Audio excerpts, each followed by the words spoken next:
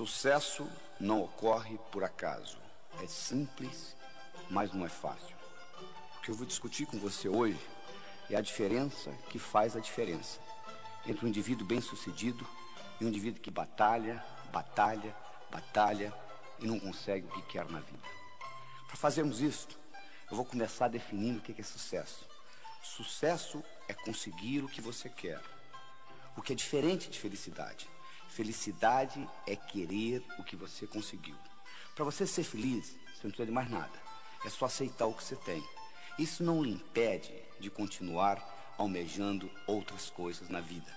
Só que, infelizmente, as pessoas, de um modo geral, confundem sucesso com felicidade. E a história vai mais ou menos assim. Quando eu crescer, quando eu passar no vestibular, quando eu me casar, quando eu me divorciar. E o indivíduo passa pela vida igual um gato passa por um telhado de zinco quente. Só sente o calorzinho. Nesse programa, eu não vou lhe ensinar a ser feliz. É só você aceitar o que você tem. Mas eu vou lhe ensinar como conseguir o que você quer. E isto é uma ciência. Do mesmo modo que você aprende física, do mesmo modo que você aprende química, você aprende a ser bem-sucedido na vida. Para ser bem-sucedido na vida é muito fácil. É fazer o que precisa ser feito. Então nós vamos fazer o seguinte, nós vamos analisar aqueles indivíduos bem-sucedidos e descobrir quais as características desses indivíduos que fazem a diferença. E vamos incorporar isso no seu cérebro. E com isso você terá a chance também de ser bem-sucedido. Viveu nos Estados Unidos um indivíduo de nome Andrew Carnegie.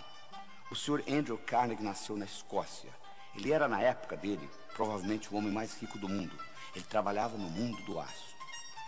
Um dia, Andrew Carnegie, em uma das suas reflexões, ele teve um insight. Ele teve uma ideia. Ele disse, um dia eu vou morrer como todos nós morremos. Eu vou deixar muito dinheiro para o mundo, como de fato ele deixou. Ele deixou o dinheiro que construiu o Carnegie Hall em Manhattan, em Nova York. Ele deixou o dinheiro por construir a Carnegie Mellon University nos Estados Unidos. Mas ele disse, eu gostaria de deixar mais do que dinheiro. Eu gostaria de deixar essa habilidade que eu tenho, de tudo que eu coloco a mão, vira ouro. E ele então resolveu criar o que se chama a ciência do sucesso. E ele começou a procurar alguém que estivesse disposto a trabalhar com ele nesse projeto por 25 anos. Uma noite ele estava numa festa e ele conheceu um jovem de 19 anos de idade, de nome Napoleon Hill. E ele ficou impressionado com a inteligência desse jovem. E ele propôs a este jovem fazer esse trabalho de 25 anos, desenvolvendo a ciência do sucesso. Napoleon Hill foi para casa, pensou no assunto, avaliou, voltou e disse, eu aceito. Então Napoleon Hill, durante 25 anos, fez um estudo do que era sucesso. Ele teve a oportunidade de entrevistar 16 mil pessoas. Das 16 mil pessoas que ele entrevistou, 1.000 eram milionários. Dos 1.000 milionários, ele selecionou 500, que além de terem dinheiro, tinham paz de espírito, boa vida familiar, boa saúde, etc. E ele analisou profundamente as características desses 500 milionários e comparou com o resto. E ele descobriu que existiam 6 características principais que faziam uma diferença. E essas características são uma boa autoestima, uma boa habilidade de se comunicar, uma boa habilidade de estabelecer metas, de saber o que você quer, uma atitude positiva, uma dedicação ao trabalho e uma ambição sadia. O que eu vou discutir com você neste programa é exatamente como você consegue incorporar na sua estrutura psicológica essas 6 características. Você pode imaginar como se fosse uma escada, onde cada uma dessas características constitui um degrau da escada. E essa escada não leva a nada. Por que ela não leva a nada? Porque a escada do sucesso está sempre em construção. Não tem essa história de chegar. O que vale não é a chegada, o que vale é a caminhada. Então, são características que você vai incorporando. E uma coisa mais, do ponto de vista didático, eu vou dividir para você em 6 degraus, em 6 etapas. Mas do ponto de vista real, é como se fosse um jogo de xadrez, Quem joga xadrez sabe, se você mexer numa peça do xadrez, você não mexeu numa peça, você mexeu no jogo inteiro. Aqui é a mesma coisa. Quando eu melhoro a sua autoestima, a sua habilidade de se comunicar melhora, a sua habilidade de estabelecer metas melhora, etc, etc, etc. Mas do ponto de vista didático, eu vou discutir com você uma de cada vez. Combinado? Muito bem. Então vamos começar com a primeira. Vamos discutir com você autoestima. Gostando mais de você. Se você não gosta de você, o mundo não vai gostar de você. Esta é a verdade. Infelizmente, do modo como nós somos criados, com as repreensões que nós recebemos na infância, estudos feitos mostrando que colocando microgravadores em crianças de 4 anos de idade, para cada elogio eles recebem 9 repreensões. A psicologia moderna mostra que para cada repreensão ser anulada do seu cérebro, você precisa de 7 elogios. E para cada elogio você recebe 9 repreensões durante a sua infância. Imagina o que vai acontecendo com a sua autoestima. Não só isso, você escuta muito não. Até a idade de 8 anos você escuta 100 mil nãos. Não faça isso, não faça aquilo, não faça aquilo, não faça aquilo. Que às vezes naquela época é importante, mas que depois, mais tarde, não tem significado nenhum. Mas você carrega aquilo com você. Conclusão, você chega à idade adulta com a autoestima lesada. Como você tem que continuar vivendo, o que você faz? Você arruma um mecanismo de compensação. Você cria uma máscara. Só que toda compensação traz deformação. Então você termina deformado psicologicamente de uma forma ou de outra. Então o que nós mostramos que a primeira coisa que você tem que fazer é aprender a gostar de você. Você tem que melhorar a sua autoestima. O seu desempenho nunca será maior do que a sua autoimagem. Então, à medida que você melhora a sua autoimagem, você melhora o seu desempenho, tanto pessoal quanto profissional. O bonito disso tudo é que essa autoestima, ela foi codificada no seu cérebro linguisticamente. E do mesmo modo que ela foi codificada linguisticamente, ela pode ser descodificada linguisticamente. Ou seja, você não precisa morrer com a autoestima que você tem, você pode melhorá-la. E você melhora essa autoestima entendendo como que essa autoestima é estruturada em você. O cérebro tem 10 bilhões de células, 100 trilhões de conexões nervosas. E é dividido basicamente em 2 partes, esquerda e direita. O cérebro esquerdo tem funções diferentes do cérebro direito. E existe uma estrutura que liga um hemisfério ao outro. O que acontece é que os indivíduos, de um modo geral, costumam usar muito uma parte do cérebro sem usar a outra. E se você não tiver acesso ao seu hemisfério direito, vai ficar muito difícil você recodificar a sua autoestima, porque ela está ligada ao que nós chamamos na neuroanatomia de sistema límbico. Então eu vou mostrar para você como que você entra nesse hemisfério direito e você consegue melhorar a sua autoestima. Um passarinho para voar precisa de 2 asas. Você nunca vai ver um passarinho voando com a asa só. O indivíduo, para ser bem sucedido, ele tem que aprender a trabalhar com as 2 partes do cérebro, o hemisfério esquerdo e o hemisfério direito. O hemisfério esquerdo, ele é verbal, ele é lógico, ele é matemático, ele é digital, ele é objetivo. O hemisfério direito, ele é holístico, ele é não verbal, ele é emocional, ele é global. O hemisfério esquerdo ele consegue ver a árvore, mas ele não consegue ver a floresta. O hemisfério direito ele consegue ver a floresta, mas ele não consegue ver a árvore. Então você precisa trabalhar com os 2. Enquanto você aprende a trabalhar com esses 2, infelizmente na escola você não aprendeu, porque a educação no mundo ocidental é orientada predominantemente para o hemisfério esquerdo, então você tem pouco acesso ao hemisfério direito, e 99% do seu poder está a nível inconsciente, porque o hemisfério esquerdo é apenas a ponta do iceberg. Porque o poder, 99%, está no hemisfério direito, está a nível inconsciente. Se você não tem acesso a isso, você não tem acesso a uma grande parte do seu poder pessoal como ser humano. E além disso, você não consegue recodificar coisas que você codificou na infância. Então eu vou lhe mostrar como isso funciona e como você consegue penetrar nesse hemisfério direito e fazer uma modificação nessa estruturação. E com isso, a sua autoestima vai mudar. No momento que a sua autoestima mudar, o seu desempenho vai mudar, ou seja, você vai melhorar o seu dia a dia. E com isso a sua vida vai melhorar. Então vamos trabalhar nisso. Primeira coisa que você tem que entender é o seguinte: você, para entrar no hemisfério direito, os seus músculos têm que estar relaxados. Você não consegue entrar no hemisfério direito com a musculatura contraída. Então você tem que aprender um processo de relaxamento. Nem que seja um relaxamento de 3, 4 minutos. Mas você tem que aprender a dar uma desligada. As grandes ideias no mundo vieram do hemisfério direito. Como que o Einstein descobriu a teoria da relatividade? Ele estava deitado numa rede e de repente ele se imaginou viajando num raio de luz e descobriu a teoria da relatividade. Como que Arquimedes descobriu o princípio de Arquimedes? Ele estava deitado numa banheira, tomando banho, e de repente a ideia veio, e ele correndo nu na rua, eureka, eureka, eureka, achei, achei, achei.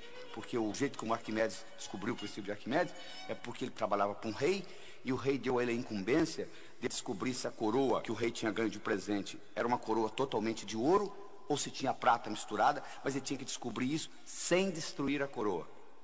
E ele levou essa ideia para a banheira, ele tomando banho, de repente ele descobriu como que ele conseguiria fazer isso sem destruir a coroa. E daí veio o princípio de Arquimedes. Mas o que eu estou querendo dizer é o seguinte: as grandes ideias vêm desse hemisfério direito. E você geralmente tem que estar num processo de relaxamento para que você penetre nessa parte do seu inconsciente que representa 99% do seu poder. Às vezes, em momentos de dificuldade na sua vida, você já entrou nisso. Tem um caso interessante que eles contam de uma senhora que dirigia numa estrada do Texas. Ela dirigia uma picape e a picape furou o pneu. E ela foi trocar o pneu da picape. E nisso que ela estava trocando o pneu, o macaco desceu de novo. Só que ela não percebeu, ela tinha um filho de 4 anos de idade, que saiu da cabine e entrou debaixo da picape. Na hora que o macaco enguiçou, o menino ficou preso debaixo da picape. Ela foi lá e levantou essa caminhonete. Ela com 50 quilos. Mas de onde que vem essa força? Vem do inconsciente. Do mesmo modo que essa força física foi gerada dessa parte do cérebro, nessa situação difícil, existe uma força mental também que vem do inconsciente, que você consegue despertá-la. Uma outra técnica importantíssima para você desenvolver a sua autoestima é a habilidade de visualização. Você ter essa habilidade de visualizar as coisas. Uma visualização bem feita, o cérebro não sabe se aquilo realmente aconteceu ou você só pensou. Eles fizeram um estudo na Universidade de Yale, no estado de Connecticut, nos Estados Unidos, onde eles pegaram um grupo de 30 estudantes, dividiram em 3 grupos, A, B, C, mas antes de dividir em grupos, eles pegaram os 30 estudantes, deram 10 balas, uma pistola para cada um, colocaram um alvo e cada um deu 10 tiros. E eles marcaram o placar. Depois, aleatoriamente, eles dividiram os estudantes em 3 grupos, A, B e C. O grupo A viria ali 5 vezes por semana, 20 minutos por dia, durante 6 semanas, praticando atirar no alvo. O grupo B faria a mesma coisa, ou seja, 5 vezes por semana, 20 minutos por dia, durante 6 semanas, com a finalidade de ficar ali imaginando que estava atirando, só imaginando, não tinha revólver na mão não. O terceiro grupo viria ali e ficaria ao mesmo tempo conversando, batendo papo. 6 semanas depois, eles foram retestados. O grupo que usou o revólver para praticar melhorou no placar 83%. O grupo que só usou a imaginação melhorou 82%. O grupo que não usou nada, nem o revólver, nem a imaginação, não melhorou absolutamente nada. Provando que o revólver era nada mais, nada menos um instrumento para você imaginar, para você focalizar a sua mente. Olha o poder da visualização, é impressionante. E isso não é ensinado na escola. Você pode modificar muita coisa dentro de você à medida que você aprende a visualizar. O processo simples que eu ensino é o seguinte: você pega uma maçã na mão esquerda, uma laranja na mão direita, coloca na altura dos seus olhos, fecha os olhos, imagina a laranja e a maçã. Se você tem dificuldade, você abre os olhos, dá uma coladinha, torna a fechar, e com isso você vai começando a treinar, que é uma habilidade que você tem que treinar. A outra coisa importante para você desenvolver a sua autoestima é você sorrir. Existe uma conexão entre a musculatura da boca e o cérebro, e na hora que você sorri, se você estiver sorrindo mesmo forçado, libera um hormônio chamado beta-endorfina, e esse hormônio lhe faz bem. As pessoas que sorriem mais, de um modo geral, vivem mais. Você pode ir num lobby de um hotel, fica na saída de um elevador, quando sai um casal, por exemplo, você vai ver que o homem sai de cara feia, a mulher sai sorrindo. Você sabe que as mulheres vivem 8 anos e meio a mais do que os homens. Então, O sorriso é muito importante para facilitar a sua autoestima. Outra coisa importantíssima para desenvolver a sua autoestima é você entender que semelhante atrai semelhante. Se você abrir a torneira da sua cozinha, sai água. A água vai para o esgoto. O esgoto vai para o rio. O rio vai para o mar. Água vai para a água. Ódio vai para quem tem ódio. Amor vai para quem tem amor. Não é verdade? Sucesso vai para quem tem sucesso.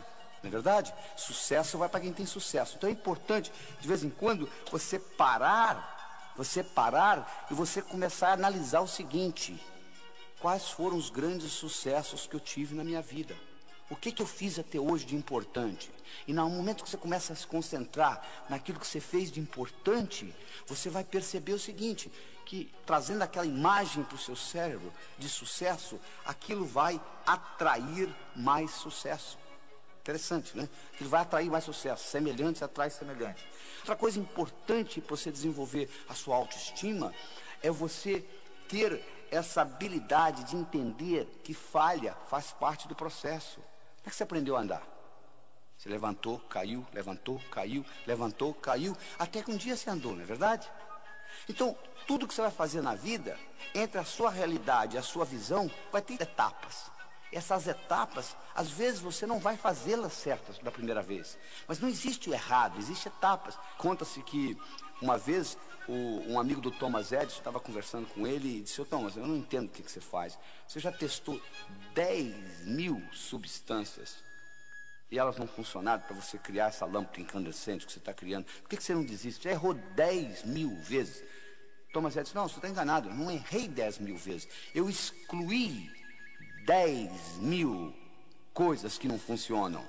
Ou seja, eu usei isso como etapa." A outra coisa importante para você desenvolver a sua autoestima é você ter a habilidade de doar-se. Fazer coisa independente de dinheiro. Fazer coisa pelo prazer de fazê-la. Eu não tenho nada contra o dinheiro. Eu trabalho nisso, com livro de prosperidade, etc.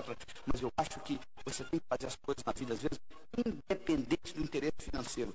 Só pelo prazer de manifestar aquilo no universo. E aquilo lhe dá uma satisfação tão grande que você desenvolve a sua autoimagem com isso. Outra característica importante no desenvolvimento da autoestima é o seguinte: se você vive em terreiro de peru, não espere voar com águias. É verdade? Se você vive em terreiro de peru, não espere voar com águias. Se os seus amigos são amigos negativos, que puxam você para baixo, é muito difícil você deslanchar na vida. Já é difícil nadar contra a correnteza, principalmente com peso no pescoço. Então é importante você entender que você tem que procurar amizades de pessoas do seu nível ou melhor do que você. Porque você terá espelho, você terá pessoas para você modelar, imitar e, consequentemente, crescer. Se você se liga a indivíduos que estão pior do que você, o que vai acontecer é que vão puxar você para baixo. Então, se você vive em terreiro de peru, é muito difícil você aprender a voar com águias. E, finalmente, uma característica importante na autoestima são as suas qualidades. Você tem que sempre focalizar naquilo que você é bom e não naquilo que você é ruim.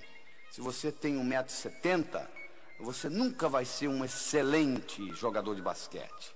Por mais que você pratique, você pode praticar 24 horas por dia, 365 dias por ano. Você nunca vai ser um excelente jogador de basquete. Por quê? Sua altura, tendo 1,70 m, não é uma qualidade para jogar basquete. Você tem que procurar aquilo que você é bom e você capitaliza naquilo que você é bom. São Tomé dizia o seguinte: eu preciso ver para crer. Na minha opinião, São Tomé estava um pouquinho enganado. Eu acho que você precisa crer para ver. Tudo que aconteceu de importante no universo, todas as descobertas importantes, elas ocorreram antes de quem inventou vê-las. Ele viu primeiro na mente.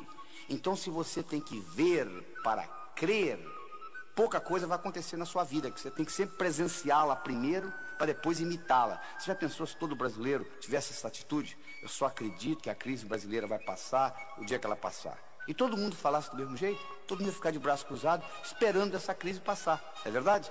Então o que você tem que fazer é o seguinte: você tem que crer para ver. Este que é o segredo. Você tem que acreditar primeiro e depois colocar em prática. Porque tudo que acontece no universo físico, primeiro aconteceu na mente de alguém. Essa é a grande verdade. É muito importante você entender isso. E essa credibilidade, às vezes você é bloqueado pelas mensagens negativas que você recebeu durante a infância. Eu faço uma analogia muito interessante, o seguinte: imagine aí imagine um jarro, que você põe uma pulga dentro desse jarro e você tampa o jarro. Imaginou? Agora, a pulga não vai gostar de ficar nesse jarro. Ela vai pular para sair do jarro. Então ela pula, ela bate na tampa, volta, bate, volta, bate, volta. Chega uma hora que a pulga vai cansar. Então ela vai pular mais baixo um pouquinho. Quando a pulga começar a pular mais baixo um pouquinho, você pode ir lá e destampar a tampa do jarro, que a pulga nunca mais vai pular fora do jarro. Você não acredita? Faça a experiência aí para você ver o que vai acontecer. Mas você não precisa fazer a experiência. Você está lembrado como é que eles treinam o elefante no circo? Eles pegam um elefante bebê, amarram uma corda no pescoço dele, amarram numa árvore. O elefante tenta sair, não consegue, tenta sair, não consegue, tenta sair, não consegue, até que o elefante desiste. No momento que o elefante desistiu, ele agora está condicionado. Quando ele é adulto, agora a única coisa que o palhaço tem que fazer é amarrar uma corda no pescoço dele e amarrar na perna do tamborete. E ele continua pensando que ele está amarrado numa árvore. Interessante, né? Porque ele está condicionado. Você não precisa ir ao circo. Olhe no espelho. É verdade. Tem muita coisa que você foi condicionado que hoje está obsoleto. Quando você tinha 7 anos de idade, sua mãe disse: não atravesse a rua sozinho. Perfeitamente. Quando você tinha 7 anos, aquilo era importante. Agora já não é tão importante. Agora você tem que atravessar sozinho. Bom, isso aí você já superou. Mas existem muitas outras crenças, muitas outras limitações que foram impostas pelos seus pais em você, com a melhor das intenções, que estão lhe bloqueando, estão bloqueando essa sua habilidade de crer para ver. É isso que você tem que aprender a desenvolver, porque o seu cérebro trabalha ciberneticamente. O que é isso? Para quem não sabe o que é cibernética, cibernética é a disciplina que estuda sistemas autônomos. Se você coloca um termostato no ar-condicionado de uma sala, e vamos supor que você coloque 22 graus Celsius, a temperatura da sala vai ficar mais ou menos em torno de 22 graus Celsius, independente da temperatura lá fora. E como que isso vai ser feito? Vai ter um sensor que vai detectar a temperatura da sala e vai dizer o ar-condicionado para ligar ou desligar. Então, quando eu coloco um termostato no ar-condicionado de uma sala, eu coloquei inteligência numa máquina. O ar-condicionado passa a pensar em ligar e desligar independente da minha interferência. O seu cérebro funciona do mesmo jeito. Você tem termostatos. Você tem um termostato para dinheiro. Você tem um termostato para saúde. Você tem um termostato para amizades. Você tem um termostato para vida profissional. Você tem um termostato para vida familiar. E você vai obter no seu dia a dia mais ou menos aquilo que você tem no seu termostato. Você quer mudar o seu dia a dia? Mude o seu termostato. Eu tenho uma história interessante do indivíduo, uma história verdadeira nos Estados Unidos. O indivíduo era um corretor de imóveis. Ele vendia imóveis. Era um brilhante, um cara de boa aparência, boa inteligência, boa educação, boa comunicação, conhecia o assunto. Mas, infelizmente, quando chegava no fim do ano, ele juntava o que ele tinha ganho, ele faturava $30 mil por ano, que nos Estados Unidos não é muita coisa. E ninguém conseguia entender, o cara tão brilhante na profissão dele, como ele conseguia ganhar só $30 mil por ano? Um dia ele foi hipnotizado, e durante a hipnose, descobriu-se que quando ele tinha 7 anos de idade, o pai dele tinha falecido. E a companhia para a qual o pai trabalhava teve uma festa, uma cerimônia, onde ele e a mãe foram convidados. E nessa cerimônia, o presidente da companhia fez um discurso e homenageou o falecido pai dele, dizendo o quanto tinha sido trabalhador, honesto, dedicado. E chamou ele e a mãe ao palco e deu para eles um envelope. E a mãe abriu o envelope e dentro do envelope tinha um cheque de $30 mil, que correspondia ao seguro de vida do pai. E aquele menino com 7 anos de idade, olhando aquilo, fez a seguinte decisão: um homem honesto, trabalhador, decidido, vale $30 mil por ano. Só que ele completou por ano. Agora, na idade adulta, ele agora trabalhando, ele faturava $30 mil por ano. Trazido de volta da hipnose. E usando essa tecnologia que eu estou discutindo aqui com vocês, ele reestruturou essa crença. Ele modificou essa percepção de realidade no mês seguinte ele dobrou o que ganhava, no mês seguinte ele triplicou e assim por diante. Um ano depois, esse mesmo indivíduo faturava $1 milhão por ano, levantando a mesma hora que ele sempre levantou, indo dormir a mesma hora que ele sempre foi dormir, fazendo o que ele sabia fazer, vender imóveis. O que mudou? Nada. O que mudou foi o termostato dentro dele, ou seja, o termostato para dinheiro mudou na vida dele. Então é como se você tivesse com letras invisíveis escritas na sua testa o quanto você vale. Está escrito aqui que você vale $10 mil na sua testa invisivelmente. O universo vai entregar $10 mil. Está escrito aqui que você merece um bom relacionamento, você vai encontrar um bom relacionamento. Então o segredo está em você ficar certo por dentro. E aí você vai ficar certo por fora. Não tem nada errado com o universo. O universo é um lugar abundante, paradoxal, feito para todo mundo ganhar. Só que você tem que estar certo. Porque se você não estiver certo, você muda de emprego, você muda de cidade, você muda de país. Você já percebeu que quando você muda de uma empresa para outra, o outro patrão, depois de 5, 6 meses, começa a parecer igual aquele antigo? Por quê? Você levou os seus problemas com você. Porque o indivíduo diz assim, se eu pudesse mudar dessa cidade para outra, eu resolveria o meu problema. Não, você não resolveria. Você não resolveria porque quando você muda, você leva você com você. Esse aqui é o problema. Se você pudesse deixar você na outra cidade, mas você leva você com você, e os seus problemas são internos, então eles serão manifestados na outra cidade, de uma forma diferente, com faces diferentes, com ambientes diferentes, mas serão manifestados. Este é o grande problema. Então o que você tem que entender, você tem que reestruturar de dentro para fora. Essa é a solução. A analogia que eu quero deixar para você nessa autoestima é a seguinte: imagine um jarro com bolas de várias cores dentro desse jarro. Imaginou? Imagine que tem vermelha, verde, amarela, e as amarelinhas são os problemas que você carrega com você na vida, as codificações negativas de infância, etc. Você tem 2 modos de você eliminar essas amarelinhas de dentro desse jarro.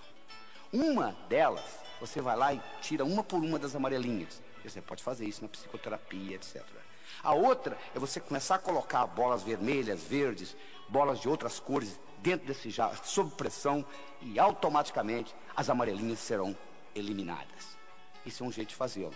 Então comece a fazer planos, comece a estudar o que você quer fazer diferente, comece a valorizar mais o seu trabalho, valorizar mais a sua autoimagem, e com isso você vai notar que à medida que a sua autoimagem melhora, o seu desempenho melhora. Então esta é a primeira das 6 características importantes. Comunicação. Comunicação é fundamental em você conseguir o que você quer. Qual o valor de uma moeda de ouro no fundo do Oceano Atlântico, onde ninguém consegue chegar lá? Vale nada, não é verdade? O que adianta você ter conhecimento na sua cabeça se você não consegue se expressar? Não resolve absolutamente nada. Comunicação é uma habilidade essencial na sua vida pessoal e profissional. Deixa eu lhe perguntar uma coisa. O quanto de comunicação você aprendeu na escola? Praticamente nada, né? O que você sabe de comunicação, você aprendeu por autodidatismo ou por osmose. Ninguém nunca lhe ensinou como que o cérebro se comunica. Não é verdade? E é essencial para você entender isto. Então nós vamos discutir com você como que você consegue aumentar o que eu chamo a sua inteligência interpessoal. Como que você faz isso? Primeiro, você é julgado na vida por 4 coisas: o que você faz, a sua aparência, o que você diz e como você diz o que você diz. O que você faz? Como é que você descreve a sua profissão? Se você não valorizar o que você faz, o mundo não vai valorizar, isso eu posso lhe garantir. Às vezes o sujeito reclama assim, porque o meu patrão não me dá o valor que eu mereço. Você se dá. Você valoriza o trabalho seu? A valorização tem que começar com autovalorização. Ou seja, primeiro você tem que gostar do seu trabalho, você tem que valorizá-lo, você tem que aprender a descrevê-lo de uma forma atraente. A história que eu conto é o seguinte: você pega 2 pedreiros, um trabalhando ao lado do outro. Você pergunta para um pedreiro: o que você faz na vida? Ele diz: eu sou pedreiro, eu coloco um tijolo em cima do outro, um tijolo em cima do outro. Você pega outro indivíduo que também é pedreiro, que está sentado ao lado dele, e você pergunta: o que você faz na vida? Eu sou pedreiro, eu estou construindo a Catedral de Notre Dame, que vai ficar para a posteridade. Olha que interessante. Os 2 fazem a mesma coisa, colocam um tijolo em cima do outro. Um está vendo a profissão dele como colocar um tijolo em cima do outro. O outro tem uma perspectiva muito maior. Ele tem a sensação que ele está construindo uma coisa que vai ficar para a posteridade. Então, a pergunta para você que eu tenho é o seguinte: o quanto que você valoriza o seu trabalho? Não interessa a sua profissão, o seu trabalho é importante. A segunda coisa que você vai ser julgado é pela sua aparência.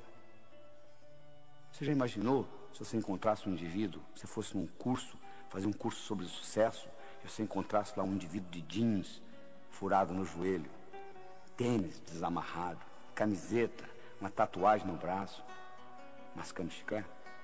Você diz, poxa, mas esse é um indivíduo que vai ensinar sucesso? A aparência é fundamental. Eu digo o seguinte: se você quiser servir o exército, não apareça lá com o uniforme da Marinha. Se você quer jogar no time do Flamengo, não entre em campo com a camisa do Fluminense. Ou seja, você tem que se vestir de acordo com a mensagem que você quer passar. Eles fizeram um estudo em Nova York, no metrô de Nova York, na época que o metrô era 75 centavos. Eles pegaram um estudante, colocaram 50 centavos na mão dele e disseram o seguinte: ó, você vai ficar aqui na porta do metrô e vai abordar as pessoas do seguinte modo. Você vai dizer assim: ó, esqueci minha carteira em casa e o metrô é 75 centavos, eu tenho 50. Dá para completar 25 para ir para casa? O estudante fez isso durante 1 hora. Ganhou $6. Nada mal, né? Na segunda hora, eles colocaram uma gravata nele. Ele ganhou 18. 3 vezes mais. Os psicólogos fazendo o estudo pensaram: vai ver que, sabe o que aconteceu? Ele ganhou know-how, ele aprendeu como solicitar. Por isso que ele conseguiu mais na segunda hora do que na primeira. Aí o outro disse: não, mas deve ser por causa da gravata. Não é, vamos tirar a dúvida. No dia seguinte, eles fizeram o inverso. A primeira hora, o estudante ficou de gravata. A segunda hora, ele ficou sem gravata. Aí na primeira hora, ele ganhou 3 vezes mais do que a segunda. Além disso, não só ele ganhou mais, teve gente que deu dinheiro para ele para comprar o jornal, sem ele pedir. Olha que interessante. Isso é só para mostrar o valor da aparência. Por exemplo, nos Estados Unidos, mais do que no Brasil, o valor de você estar de gravata é importantíssimo. Então, se você quer servir exército, não apareça lá com o uniforme da Marinha.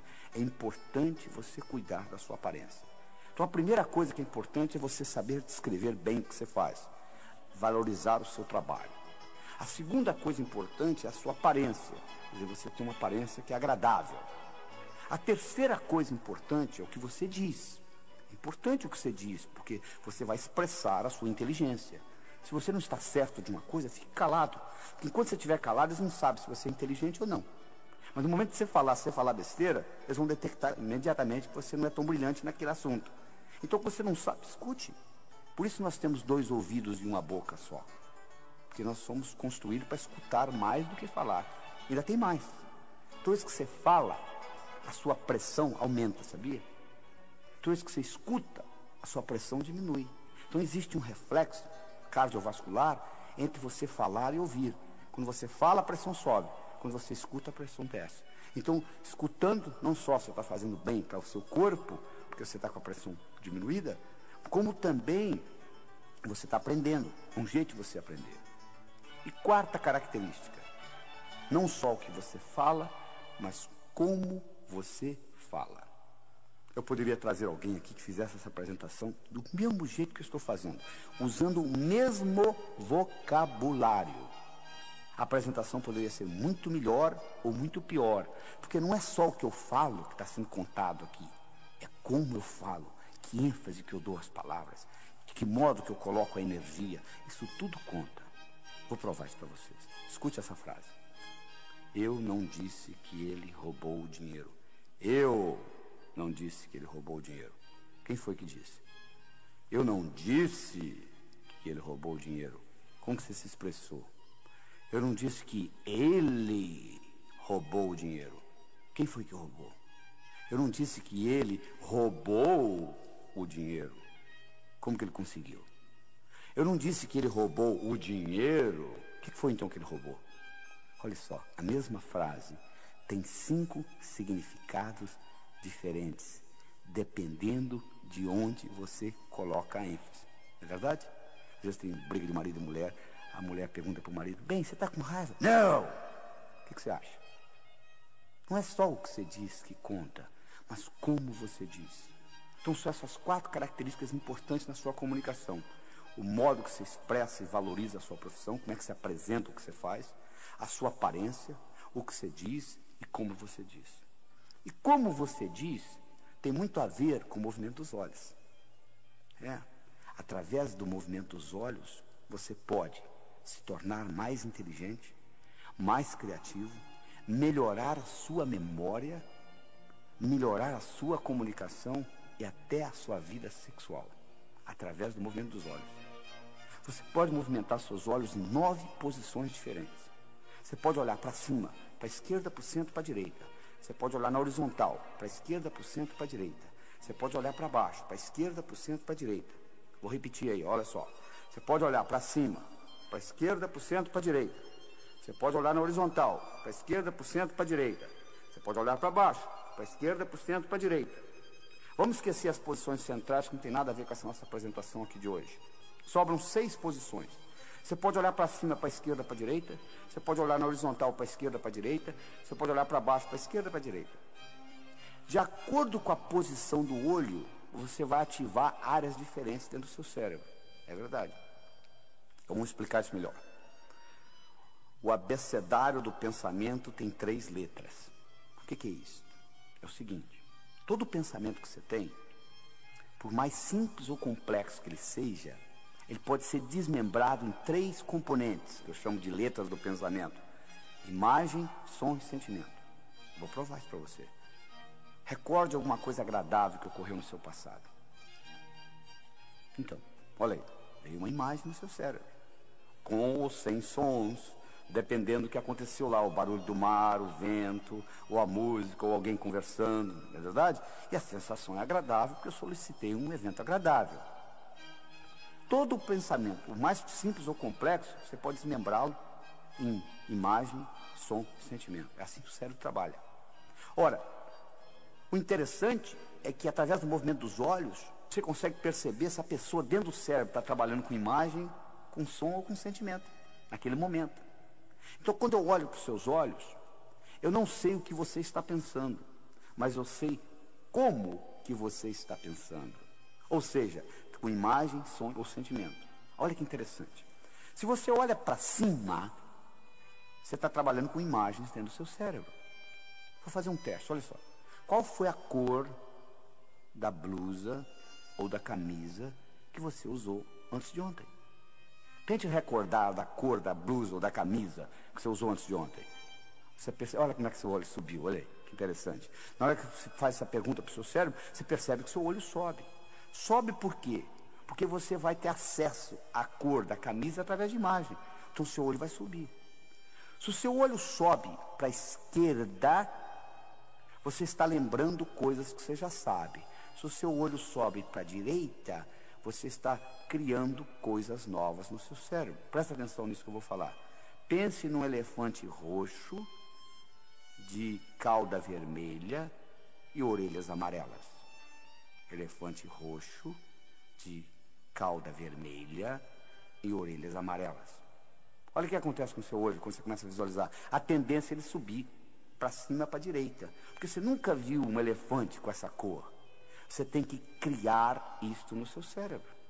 Ora, você aprendeu então que quando você trabalha com imagens, os seus olhos sobem. Para a direita, criando coisas novas. Para a esquerda, recordando. Eu disse para vocês que através do movimento dos olhos você pode melhorar a sua memória. Claro que você pode. Se eu estou querendo lembrar uma imagem de alguém, estão lembrados do João? O João, quem que é o João? O João. Aí você olha, lembrei. Por que você lembrou? Porque você coloca o olho na posição certa, ou seja, para cima, para a esquerda. E aí você lembra, porque você ativa a parte do cérebro que tem a memória visual. Se você é um pintor e você está querendo criar um quadro, e se você trabalha olhando para cima, para a direita, a sua criatividade vai aumentar automaticamente, porque você está ativando aquela parte da criatividade visual. Se você trabalha com os olhos na horizontal, você está trabalhando com sons dentro do cérebro. Se você olha na horizontal para a direita, você está criando novos sons. Se você é um compositor, você está sentado no piano e você quer aumentar a sua criatividade como compositor, você trabalhando, olhando na horizontal para a direita, facilita o processo. Se você está lembrando da face do indivíduo, mas esqueceu o nome, esqueceu, de repente você lembra, é só você colocar os olhos na horizontal para a esquerda e você vai lembrar. Se você olha para baixo, para a esquerda, você está conversando com você mesmo, essa voz aí que está, que voz? Essa que está perguntando que voz? Está aí atrás da cabeça, fazendo comentários daquilo que eu vou falando. Se você olha para baixo, para a direita, você tem sensações do corpo e sensações de emoções. Então eu estou mostrando que através do movimento dos olhos, você consegue ter a melhor ideia do que está acontecendo dentro do cérebro. Ora, se eu estou conversando com você, e eu percebo que seus olhos subiram, eu não sei o que você está pensando, mas eu sei como que você está pensando, usando imagens. Se agora eu uso a minha palavra para encaixar nisto, e eu falo assim, você está vendo o que eu estou falando? Quando eu coloquei a palavra vendo, e o seu canal visual está aberto, essa palavra encaixa direitinho. É a mesma coisa que está entrando raios de televisão onde você está, mas você não está conseguindo captá-los porque você não está com o receptor ligado. No momento que você ligar naquele canal, você pega. Ora, se eu encontrei o canal aberto e eu solto a palavra vendo, isso tem um impacto no seu cérebro muito maior que se eu tivesse soltado uma palavra auditiva. E a partir daí, eu começo a me tornar um melhor comunicador. Isso nós vamos discutir no outro programa, numa outra fita, da comunicação global, aumentando sua inteligência interpessoal, onde nós vamos mostrar em mais detalhes como que se aumenta isso. Mas o que eu quero mostrar aqui é que para você ser bem sucedido, você tem que melhorar a sua habilidade de se comunicar. E isso não foi ensinado na escola, entende? O que se aprendeu de comunicação, se aprendeu por intuição, por osmose, copiando os outros. Mas o que eu estou lhe mostrando aqui é que o cérebro tem um mecanismo de se comunicar. E no momento que você aprende isso, a sua habilidade, o seu poder pessoal aumenta e o que você tem para conseguir na vida muda. Então é muito importante você entender que comunicação é fundamental, é essencial. Eu vou repetir aquilo que eu falei no começo.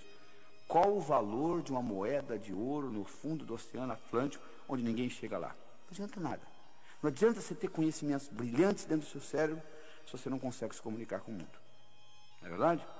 Então é isso que está aí. Então nós já discutimos duas coisas. Duas características que fazem a diferença, não é isso? Entre os indivíduos bem-sucedidos e aqueles que batalham, não conseguem o que é na vida. Uma delas foi a autoestima, e eu mostrei para você que você pode mudá-la. E a segunda é a comunicação. Eu estou mostrando para você também que você pode mudá-la. Você não vai num berçário e diz aquele ali vai ser um bom comunicador, aquele não vai, aquele não vai. Comunicação é programação. Então nós estamos melhorando a programação e melhorando a comunicação das pessoas através desse processo. Vamos discutir uma terceira coisa. Metas. E como que nós transformamos sonhos em metas. Tem gente que nem sonha mais, já parou de sonhar. Tem gente que sonha a vida inteira. Mas como que você consegue transformar sonhos em metas? Bom, quando você terminar de escutar essa fita, você vai fazer outra coisa, não vai? Provavelmente você já sabe o que é, não é? Agora deixa eu lhe perguntar uma coisa. O que você vai fazer com a sua vida daqui a um ano? Hein? Daqui 5 anos, daqui 10 anos, daqui 15 anos, daqui 20 anos. Sabe o que você vai dizer para mim? Não tive tempo ainda de parar para pensar. Coisa mais importante que é a sua vida, você não teve tempo de planejar, né? É tão difícil você conseguir uma coisa que você não sabe o que é, como voltar de um lugar que você nunca foi. Não é verdade? Então, a primeira coisa que você tem que entender é o seguinte, você tem que saber o que você quer. Você tem que saber transformar, você tem que sonhar, você tem que transformar seus sonhos em metas e você tem que implementar essas metas. Deixa eu contar para vocês o resultado de um estudo fascinante que foi feito na Universidade de Harvard. Em 1953, eles entrevistaram todos os formandos da Universidade de Harvard. Fizeram um questionário grande. O que você vai fazer depois de formado? Nos primeiros 6 meses, 1 ano, 5, 10, 15, 20. A maioria não tinha a menor ideia. Uma pequena minoria tinha uma ideia. Dessa pequena minoria, uma pequena minoria ainda menor, tinha por escrito. Em 1973, 20 anos depois, eles reentrevistaram esses estudantes. Sabe o que eles descobriram? Que aqueles 3% que tinham por escrito o que eles iam fazer nos próximos 6 meses, 1, 5, 10, 15, 20 anos, valiam mais financeiramente do que os 97% juntos. Além do mais, tinham melhor vida familiar, menor número de hospitalização, etc, etc, etc. Eles ficaram fascinados com o resultado e resolveram avaliar. Vai ver que esses indivíduos são mais inteligentes. Eles foram verificar o QI era o mesmo. Vai ver que vem de raça diferente. Não, não era diferente. Vai ver que é o background, de que família que veio. Não era.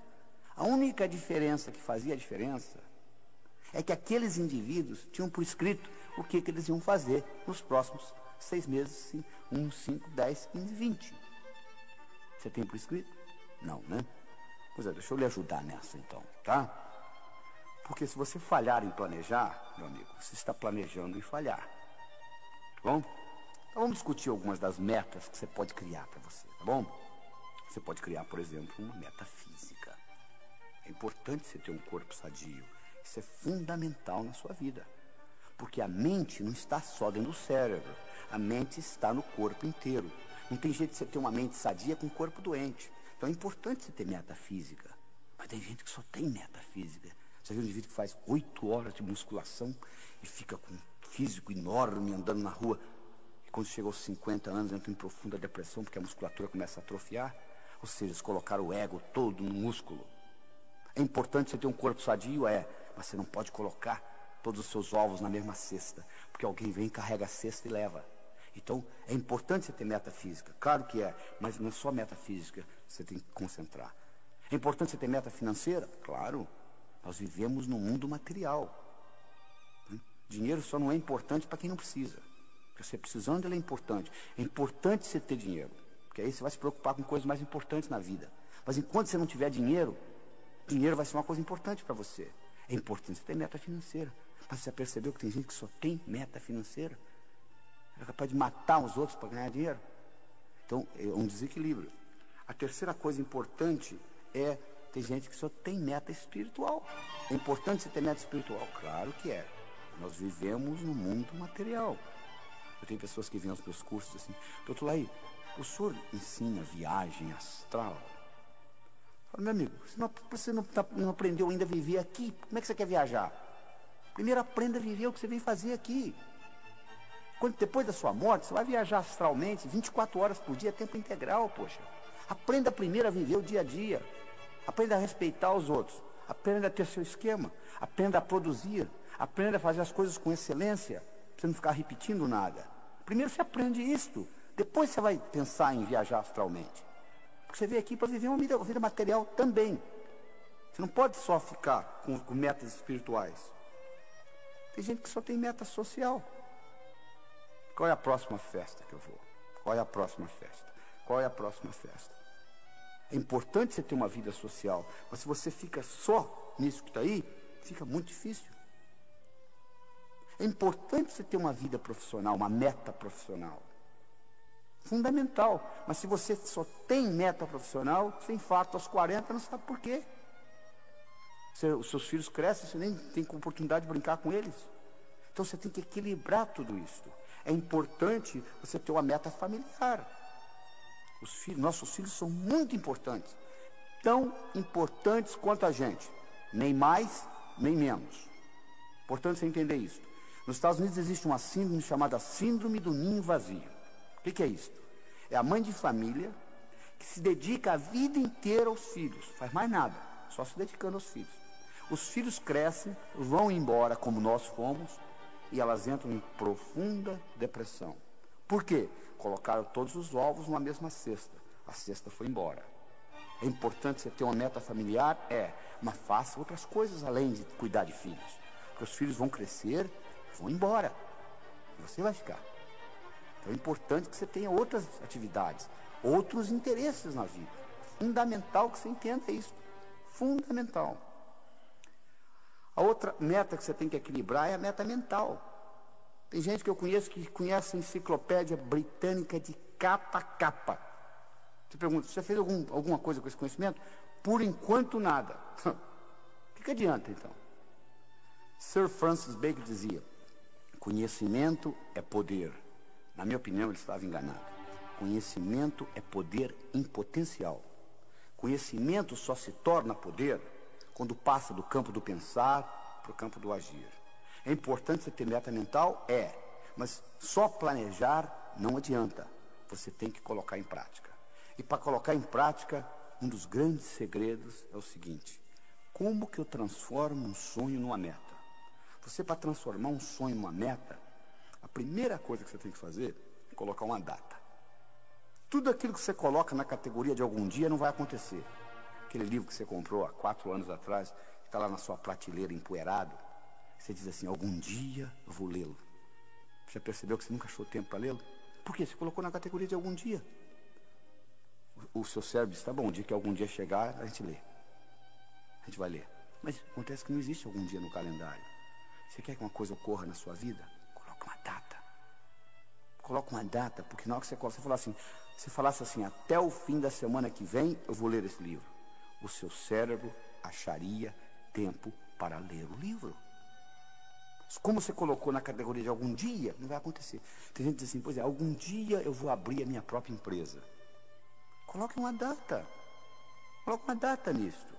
Eu me lembro, em 1980, eu era diretor executivo da Ciba Geigy nos Estados Unidos. Em 1989, eu resolvi sair da companhia. Eu decidi que eu ia sair da companhia no dia 31 de dezembro de 1989.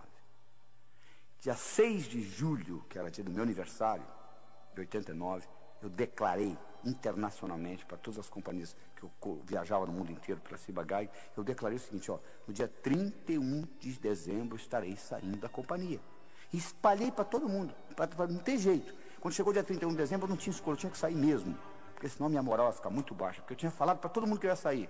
Eu determinei uma data, saí no dia 31 e criei minha própria companhia. Se eu tivesse dito: algum dia eu vou sair da companhia, eu estaria até hoje trabalhando para eles. Então é importante você aprender a transformar os seus sonhos em metas. Deixa eu lhe dar outras características importantes com relação a metas. Primeiro, meu amigo, a meta tem que ser sua. Por que você está estudando medicina? Porque o papai gosta. Então manda seu pai fazer o vestibular de medicina se ele gosta tanto. Você tem que fazer uma coisa que seja sua. Entende? Você goste. A segunda coisa, você tem que estar comprometido, não é envolvido não, é comprometido. As pessoas chegam para mim e dizem assim: doutor Laí, como é que faz para ter sucesso como o senhor tem? Eu falo: sucesso é muito fácil, é só fazer o que precisa ser feito. É que as pessoas não estão dispostas a fazer o que precisa ser feito. Aí não acontece nada. Nada ocorre na sua vida sem a sua participação. É muito fácil ser bem sucedido na vida, é só fazer o que precisa ser feito. Você tem que estar comprometido. Existe uma grande diferença entre comprometimento e envolvimento. Hoje de manhã, no café da manhã, eu tive presunto com ovos. A galinha que botou os ovos estava envolvida no meu café da manhã. O porco estava comprometido. Ele deu a vida pelo presunto. Vocês entenderam a diferença? Ou seja, quando você está comprometido com a sua meta, você sabe o que vai acontecer. Não interessa os obstáculos, você vai vencê-los. Sua meta tem que ser grande, meu amigo. Você tem que mirar na lua. Porque se você errar, você não vai estar entre as estrelas. Faça metas grandes. Quando você contar para os seus amigos, eles não acreditam. E tá bom. Quando eu mudei para os Estados Unidos em 1976, falei para um amigo meu: em 3 anos eu vou ensinar cardiologia para americano. Ele riu de mim e disse: como é que pode? Você está vindo lá do Brasil, vai ensinar cardiologia para americano? Sabe quanto tempo levou? 8 meses. Eu dei a minha primeira apresentação em Washington, D.C. para 400 cardiologistas. Quando eu contei para o meu amigo que eu ia ensinar cardiologia para americano, ele riu. Eu sabia que o tamanho estava bom, não precisava aumentar. Se ele acreditasse, eu teria que aumentar. Você tem que fazer a meta grande. Como eu disse, você tem que mirar na lua. Porque se você errar, você ainda vai estar entre as estrelas. Você tem que fazer metas a longo prazo. 5, 10, 15, 20 anos. Porque se você fizer meta a longo prazo, seu chefe lhe der uma bronca amanhã de manhã, não vai estragar seu dia. Você diz: não, estou interessado para frente. Isso aqui é apenas uma etapa para chegar lá. Então é importante você entender essa característica. Você tem que planejar. Se você falha em planejar, você está planejando em falhar, meu amigo. É importante você entender essa característica. Você tem que ter atividades diárias. Você diz assim: eu quero ser milionário em 5 anos. Bom, como que você vai estar daqui a 4, daqui a 3, daqui a 2, daqui a 1, daqui a 6 meses, daqui a 30 dias? Daqui 7 dias. O que você vai fazer amanhã de manhã para ser milionário daqui 5 anos? Não é só esperar os 5 anos passar e acabou, não. Você tem que dividir as suas metas. E o bacana é quando você corta elas em pedacinhos, é como comer um salame. Você não come um salame inteiro. Mas se eu cortar fatia por fatia com uma cervejinha, você acaba comendo o salame todo. As metas é a mesma coisa. Se você vê-las como um todo, elas assustam. Mas se você quebrá-las em pedacinhos, muito importante. É também importante você descobrir onde você está com relação à sua meta. Você liga para mim e fala assim: doutor Laí, como que eu chego a São Paulo? Eu lhe pergunto: onde você está? Ah, não sei. Então você vai me desculpar, eu não posso lhe orientar. Porque se você estiver ao norte, eu vou lhe falar para dirigir sul. Se eu estiver ao sul, eu vou lhe falar para dirigir norte. Mas se você disser para mim: eu não sei. Eu me lembro de um caso de um americano, eu estava dando um curso, um americano falou assim: eu quero $50 mil na minha conta até o fim do ano. Eu falei: perfeito, é específico, tem data. Quanto você tem? Ele disse: não sei. Poucos dias depois ele me ligou, ele disse: você não vai acreditar, doutor, eu dei uma checada nas minhas contas todas, somei. Você sabe quanto que eu tenho no banco? $55 mil. Engraçado, né? Você estava pedindo uma coisa que você já tinha, né? Tem muita gente que faz isso na vida. Ah, se eu tivesse talento. O que você acha que é talento, meu amigo? Você acha que o pianista senta lá e começa a tocar piano? Talento é resistência na musculatura glútea. É sentar lá e praticar. Porque quanto mais você pratica, mais sortudo você fica. É importante você entender isso. Se você não sabe o que você quer, é muito difícil você conseguir as coisas. Tá bom? Até lá.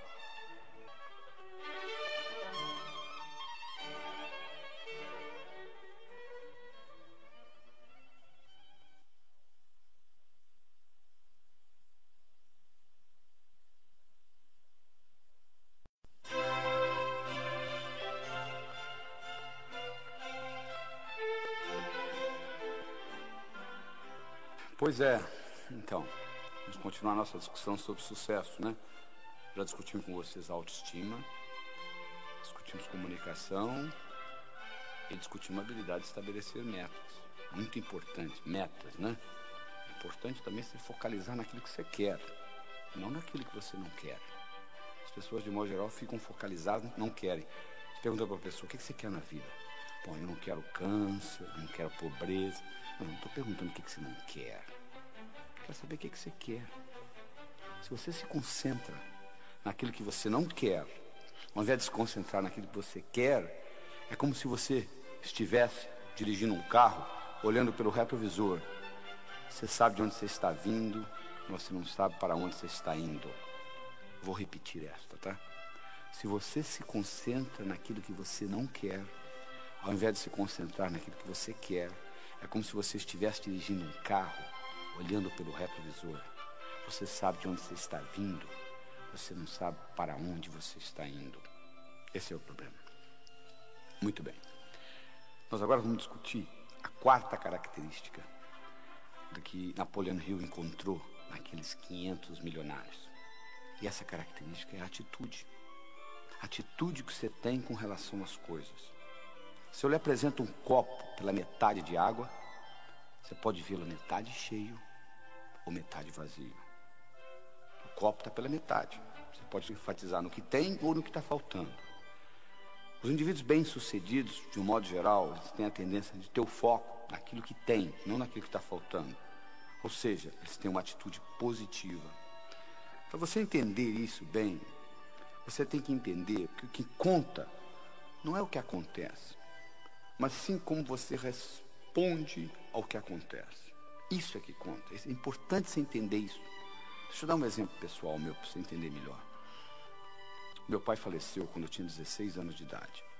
Ele faleceu no dia 12 de abril. Eu tenho uma filha de 11 anos, de nome Cristine, e ela nasceu no dia 12 de abril. E eu ficava naquele dilema, quando chegava o dia de aniversário dela, eu ficava naquele dilema: eu devo ficar triste porque é aniversário de morte do meu pai, ou devo ficar alegre porque é aniversário de nascimento da minha filha? Eu tinha aquele dilema comigo. Um dia eu voltando do cinema com a mãe dela, e ela me perguntou: quando foi? Que mês que seu pai faleceu? Eu falei: abril. Que dia? 12. Falou: não é interessante? O seu pai faleceu no mesmo dia que a Cristina nasceu? Você nunca tinha falado isso? Eu falei: é. Foi interessante. Você perdeu uma pessoa que você gostava tanto e Deus lhe entregou de volta uma pessoa que você ama tanto. Na mesma data, 12 de abril. Pom. Alguma coisa aconteceu no meu cérebro. A data não mudou. Meu pai continuou falecendo no dia 12 de abril, minha filha continuou nascendo no dia 12 de abril. Mas o modo como eu passei a interpretar o aniversário dela mudou totalmente. Então, o que conta na sua vida não é o que acontece, mas sim como você responde ao que acontece. E para você entender isso melhor, eu vou introduzir uma nova palavra no seu vocabulário. É a palavra paradigma. O que é paradigma? Paradigma é o modo como nós percebemos o mundo. É a água para o peixe. O paradigma nos explica que nós estamos dentro de uma borda e como nós somos bem-sucedidos nesses limites. Vou dar um exemplo. Se você é do sexo masculino e você vai numa piscina um domingo de manhã e tira a sua camisa, não tem nada demais você mostrar o mamilo, porque você é do sexo masculino.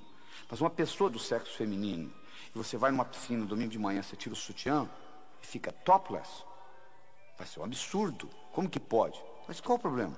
Por que o mamilo masculino pode ser mostrado e o mamilo feminino não pode? Se você vai na floresta amazônica, uma índia daquela está com o mamilo de fora, nem sabe o que é isso. É o paradigma. Nesse paradigma que nós vivemos, o mamilo feminino é para ser guardado e o mamilo masculino pode ser mostrado na piscina. Isso é puramente um paradigma. Eu me lembro quando eu trabalhava no hospital de Methodist em Houston, eu atendi uma princesa da Arábia Saudita, ela tinha uma cardiopatia congênita, eu fui médico dela por várias semanas, e durante todas essas semanas, ela não me permitiu ver o rosto dela. Ela ficava com o rosto tampado. Por quê? Lá no país dela, o paradigma é cobrir a face. Isso é que é importante, porque era o paradigma, então ela não mostrava. Então você tem que entender o seguinte, que você vive por normas, regras, atitudes, e que essas normas, essas regras podem ser mudadas. E no momento que você muda o paradigma, você muda o significado da coisa. E outras coisas acontecem. Se você pegar um peixe que nunca saiu da água, o peixe ele não sabe que tem água. Ele não sabe o que é não ser água. Porque ele sempre viveu na água. Então um peixe na água que nunca saiu da água não sabe que ele tem água. Ele vive na água, então faz parte dele. Nós vivemos em paradigmas. Se você vai, por exemplo, no Alasca, um esquimó visitando o outro, na primeira noite, ele oferece a mulher dele para o amigo que vem visitá-lo, para o anfitrião. Você vai na Arábia Saudita, uma mulher casada não pode olhar para o olho de outro homem, porque é adultério. Onde está certo? No Alasca ou na Arábia Saudita? Depende do paradigma.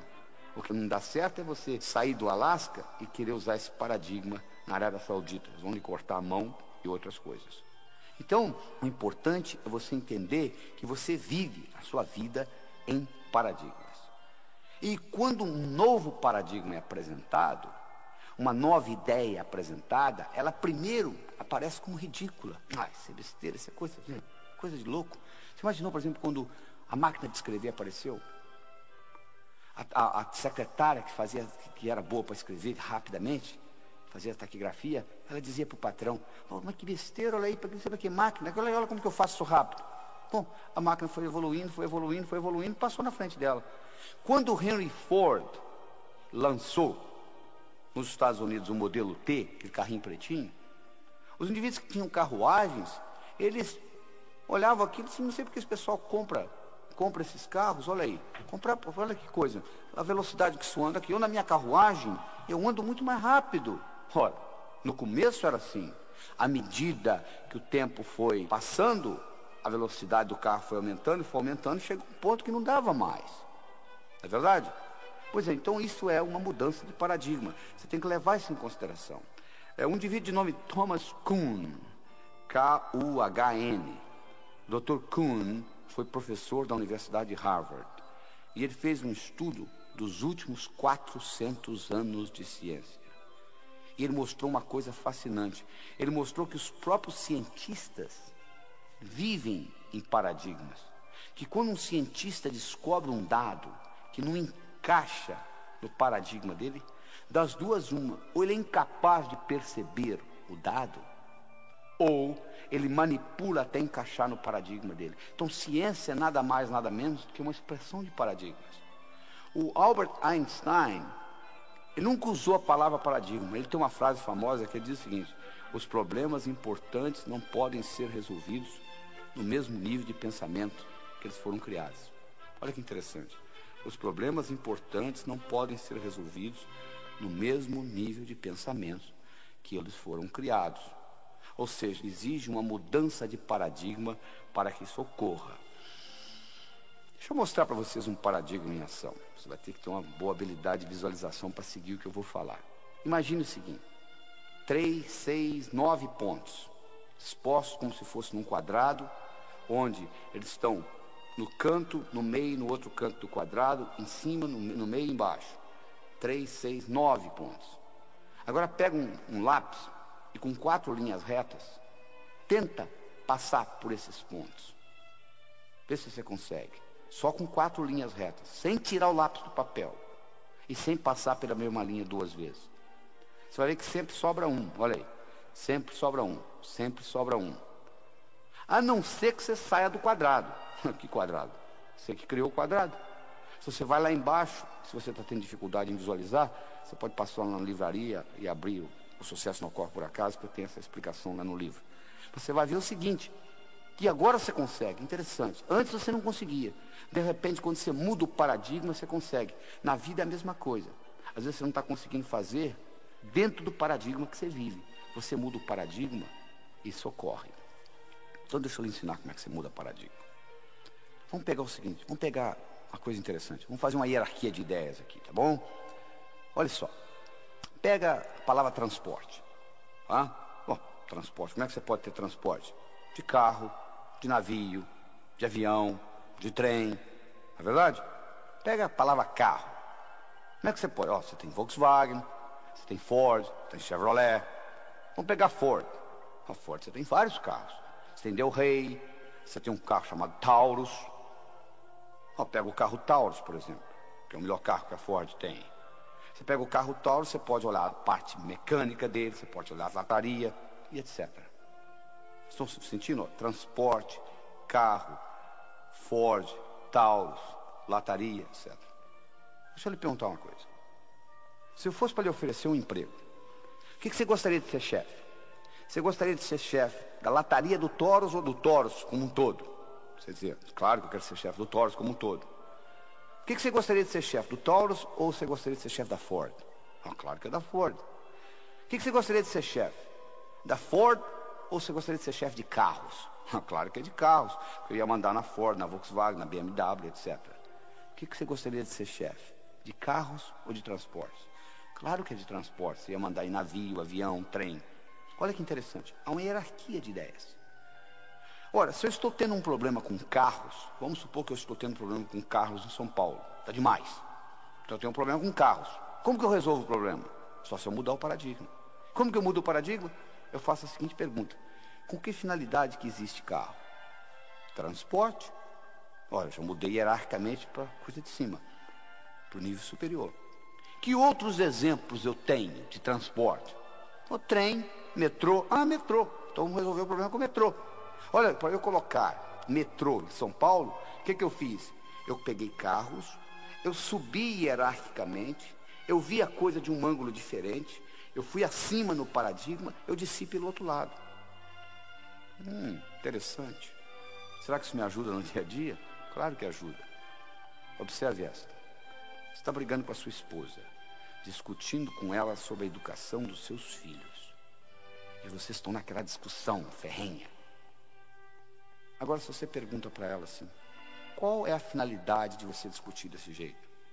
Ela vai dizer, para o bem-estar do meu filho. Aí eu lhe pergunto, e qual que é a finalidade de você discutir? Para o bem-estar do filho. É engraçado, num nível acima, vocês estão brigando pela mesma coisa. Ou seja, bem-estar do seu filho. Ora, no nível acima vocês estão concordando. Se vocês estão concordando no nível acima, se vocês se deslocarem para o nível superior, haverá concordância, haverá acordo. É muito mais fácil você concordar nesse nível do que na briga lá embaixo. O que você fez? Você saiu do paradigma que você estava brigando.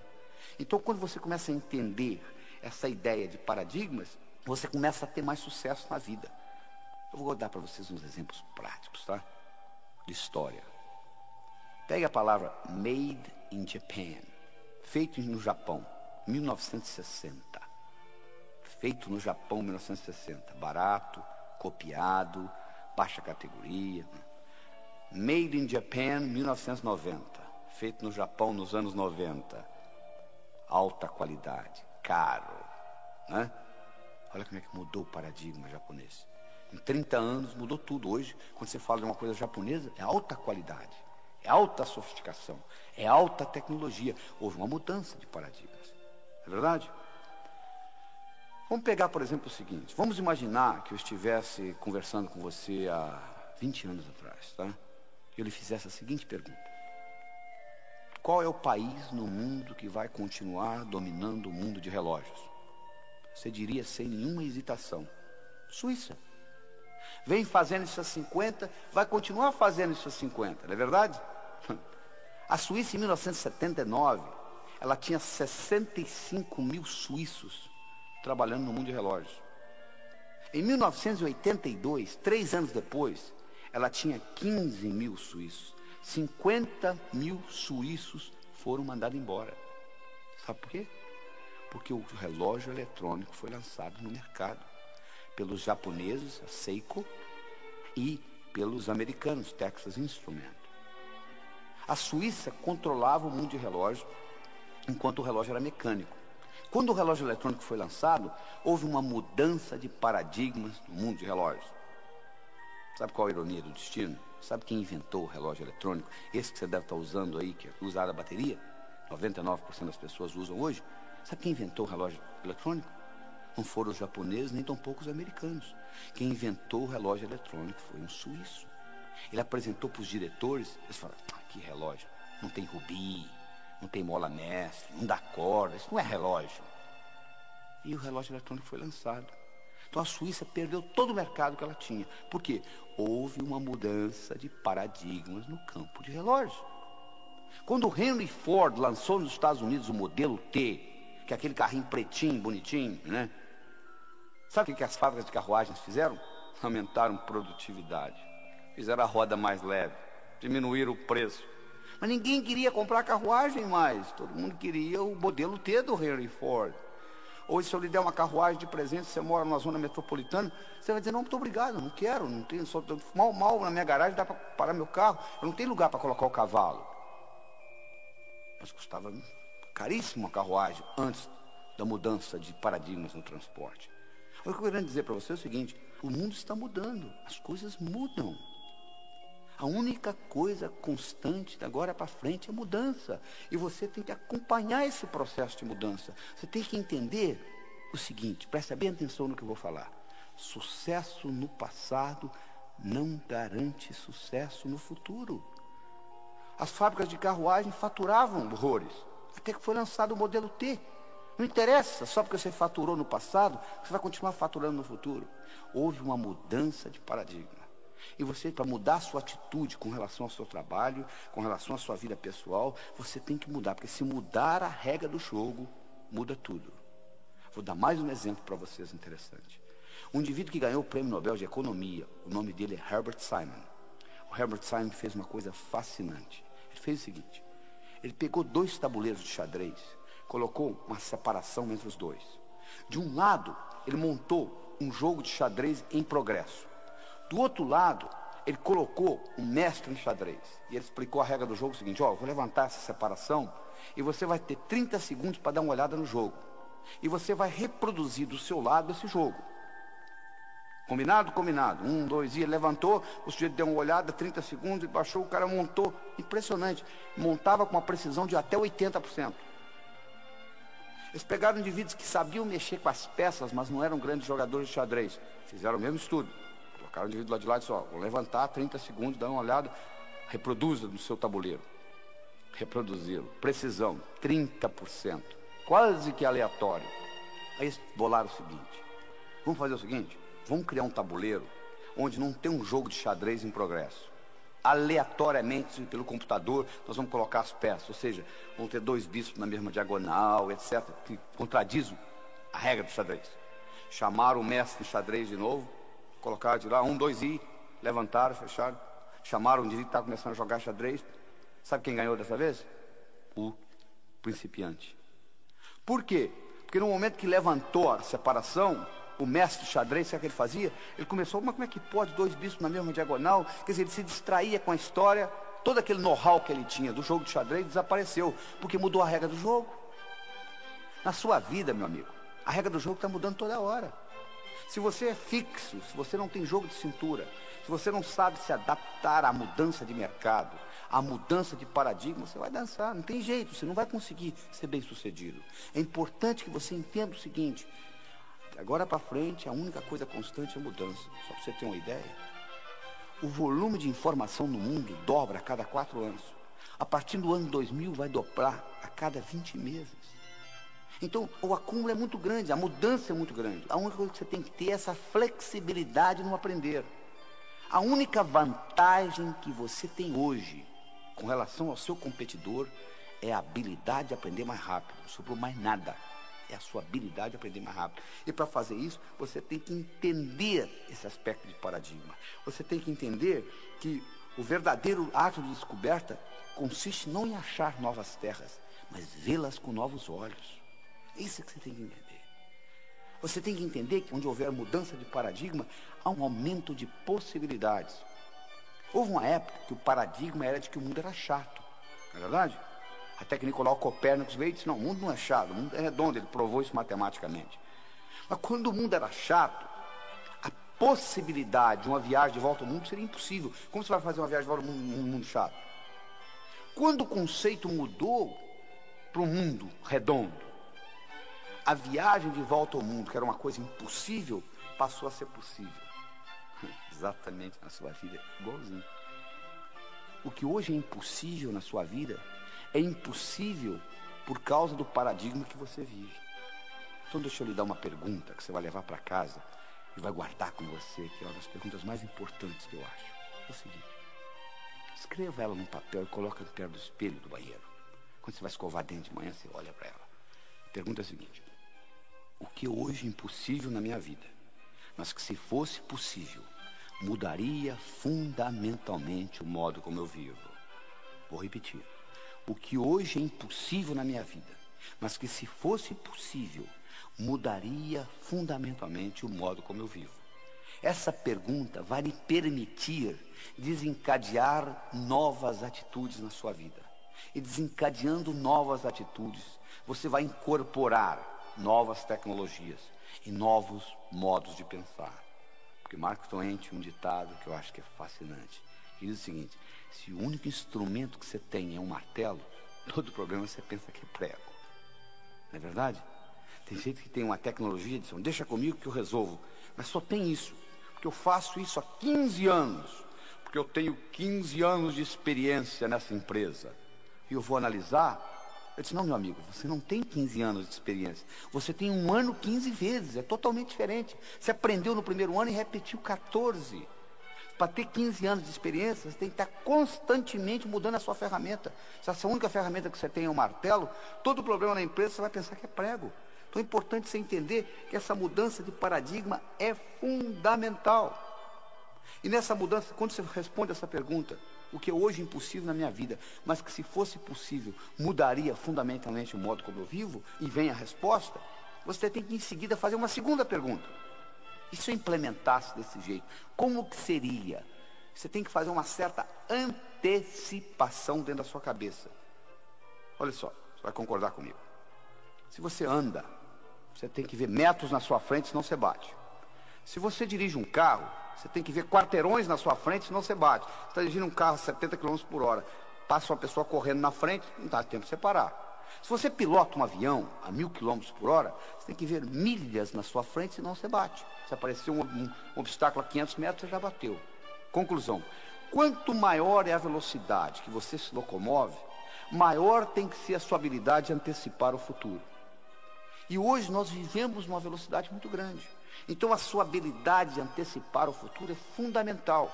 E essa pergunta que eu estou lhe dando lhe ajuda a ser um explorador do futuro. Você começa a explorar o que vai vir para frente. O que hoje é impossível na minha vida, mas que se fosse possível, mudaria fundamentalmente o modo como eu vivo. E correspondida a essa pergunta, você faz a segunda: e se? E você tem que estar disposto a constantemente se achar obsoleto. Porque toda mudança requer que você aprenda de novo. Quando os suíços descobriram que o relógio eletrônico estava entrando no mercado, sabe o que eles fizeram? Um relógio Patek Philippe, antes do relógio eletrônico, tinha uma precisão de 1/30 de segundo. Sabe qual a precisão de um relógio eletrônico, desses baratinhos que você compra na feira por $5? É 1/30.000 de um segundo. Sabe o que os suíços fizeram quando os relógios eletrônicos foram lançados? Eles aumentaram a precisão de 1/30 para 1/60 de segundo. O que é 1/60 comparado com 1/30.000? Se o único instrumento que você tem é um martelo, todo problema você pensa que é prego. Eles acharam que iam resolver mecanicamente. Não resolveram. Finalmente eles descobriram que não dava jeito. Eles tiveram que entrar no mercado eletrônico. Quando os suíços decidiram entrar no mercado eletrônico, eles tiveram que voltar a estaca zero. Toda vez que você muda um paradigma, você tem que voltar a estaca zero. Eles tiveram que aprender eletrônica com os japoneses e os americanos. Então, todas as vezes que você faz uma mudança de paradigma, você tem que voltar à estaca zero. Você tem que admitir que você é obsoleto naquilo. É importante você entender isso. O único jeito de você crescer, você dizer, eu estou obsoleto nisso, deixa eu aprender com quem sabe. Mas tem gente que é arrogante. A arrogância é cegueira cognitiva. Há, por exemplo, uma grande mudança de paradigmas no mercado, por exemplo, de gerenciamento. Antigamente, o bom gerente era o cara que resolvia problemas e reagia à situação. Hoje, o bom gerente é um indivíduo que antecipa o futuro. Ele questiona o que está para vir e ele identifica oportunidades. É para isso que você ganha, para identificar oportunidades. Isso é importante você entender. E outra coisa importante de você mudar o paradigma é você entender, existe uma metáfora criada por Paul Cordes e Dad Lynch nos Estados Unidos, onde eles fazem uma comparação seguinte, que você pode viver a sua vida em 3 tipos de estratégias diferentes. Você pode ser uma carpa, um tubarão ou um golfinho. Carpa é aquele indivíduo que é a vítima do mundo. Coitado de mim, estou sofrendo. Eles fizeram isso comigo. O tubarão é o indivíduo que está engolindo os outros. É sempre do jeito dele. E o golfinho é um indivíduo que, quando ele está perto de uma carpa, a carpa pensa que ele é tubarão. Quando ele está perto de um tubarão, o tubarão pensa que ele é carpa. Mas na realidade ele não é nem carpa nem tubarão. Ele é golfinho. E a filosofia do golfinho é o seguinte: para eu ganhar, você não precisa perder. A não ser que você insista. Aí o problema é seu. Por quê? Porque o universo é um lugar potencialmente abundante, feito para todos ganhar. Para eu ganhar, você não precisa perder. E esse conceito é uma mudança de paradigma, é uma mudança de atitude que nós precisamos fazer na nossa civilização. Porque se nós continuarmos com o paradigma do ganha-perde que nós temos no momento, que se deteriorou para perde-perde, principalmente aqui no Brasil, se nós continuarmos com esse paradigma, nós vamos destruir o planeta, porque não vai ter planeta aqui para os nossos netos e bisnetos. Nós temos que aprender a fazer mais com menos. Este que é o grande segredo, essa que é a grande mudança de atitude. Não é aumentar o número de funcionários, não é aumentar o orçamento, não é aumentar o número de horas. É você ser mais excelente naquilo que você faz. E com isso você vai aprender a fazer mais com menos. Você vai produzir mais em menor número de horas. E assim por diante. Essa palavra é resumida do seguinte modo: sinergia. Todo o universo é construído sinergeticamente. Toda a geometria universal é sinergética. E menos do que 0,00001% da população no mundo tem ideia do que a palavra sinergia quer dizer. E sinergia quer dizer o seguinte: o todo é maior que a soma das partes. 1 mais 1 é igual a 4, você muda a matemática. E para você fazer sinergia, você tem que trabalhar com comunicação, respeito mútuo, intuição. E nesse processo de vários cérebros, nesse network, nessa combinação, a somatória do time é maior do que cada indivíduo individualmente. Isso é uma mudança de paradigma essencial para a sobrevivência do planeta. Então, no momento que você muda essa atitude, que você passa a ter a atitude que para eu ganhar você não precisa perder, a não ser que você insista, você muda a sua percepção com relação ao universo. E, por incrível que pareça, quando você passa a jogar o jogo do ganha-ganha, você vai ter mais chances de ganhar também e ser mais bem sucedido na vida. O Napoleão Hill mostrou que aqueles indivíduos que começaram pobres e se tornaram ricos, eles descobriram esse processo, descobriram o processo do ganha-ganha. Então todo mundo ganhando. E com isso nós terminamos essa parte da atitude. Então lembre-se do seguinte: o que é importante não é o que acontece com você, mas como você responde ao que acontece com você. Nós falamos no começo desse programa, nós íamos discutir 6 características que fazem a diferença. A diferença que faz a diferença entre um indivíduo bem-sucedido e um indivíduo que batalha, não consegue chegar a lugar nenhum.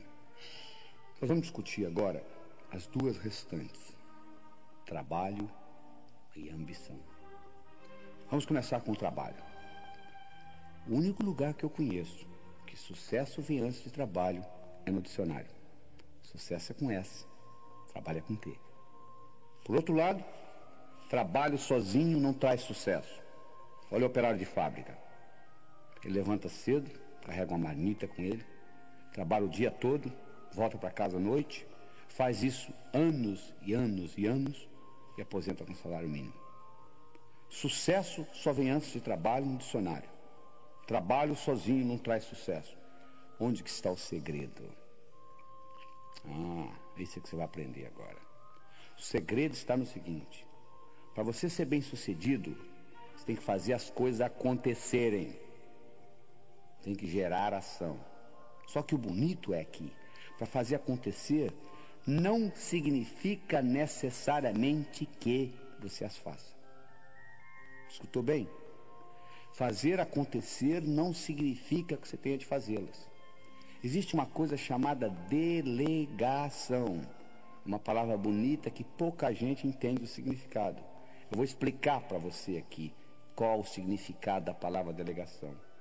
Delegação significa o seguinte: eu vou solicitar a alguém fazer no meu lugar, alguém este que eu sei de antemão que vai fazer pior do que eu faço. Eu já sei de antemão. E vou solicitar por 2 razões.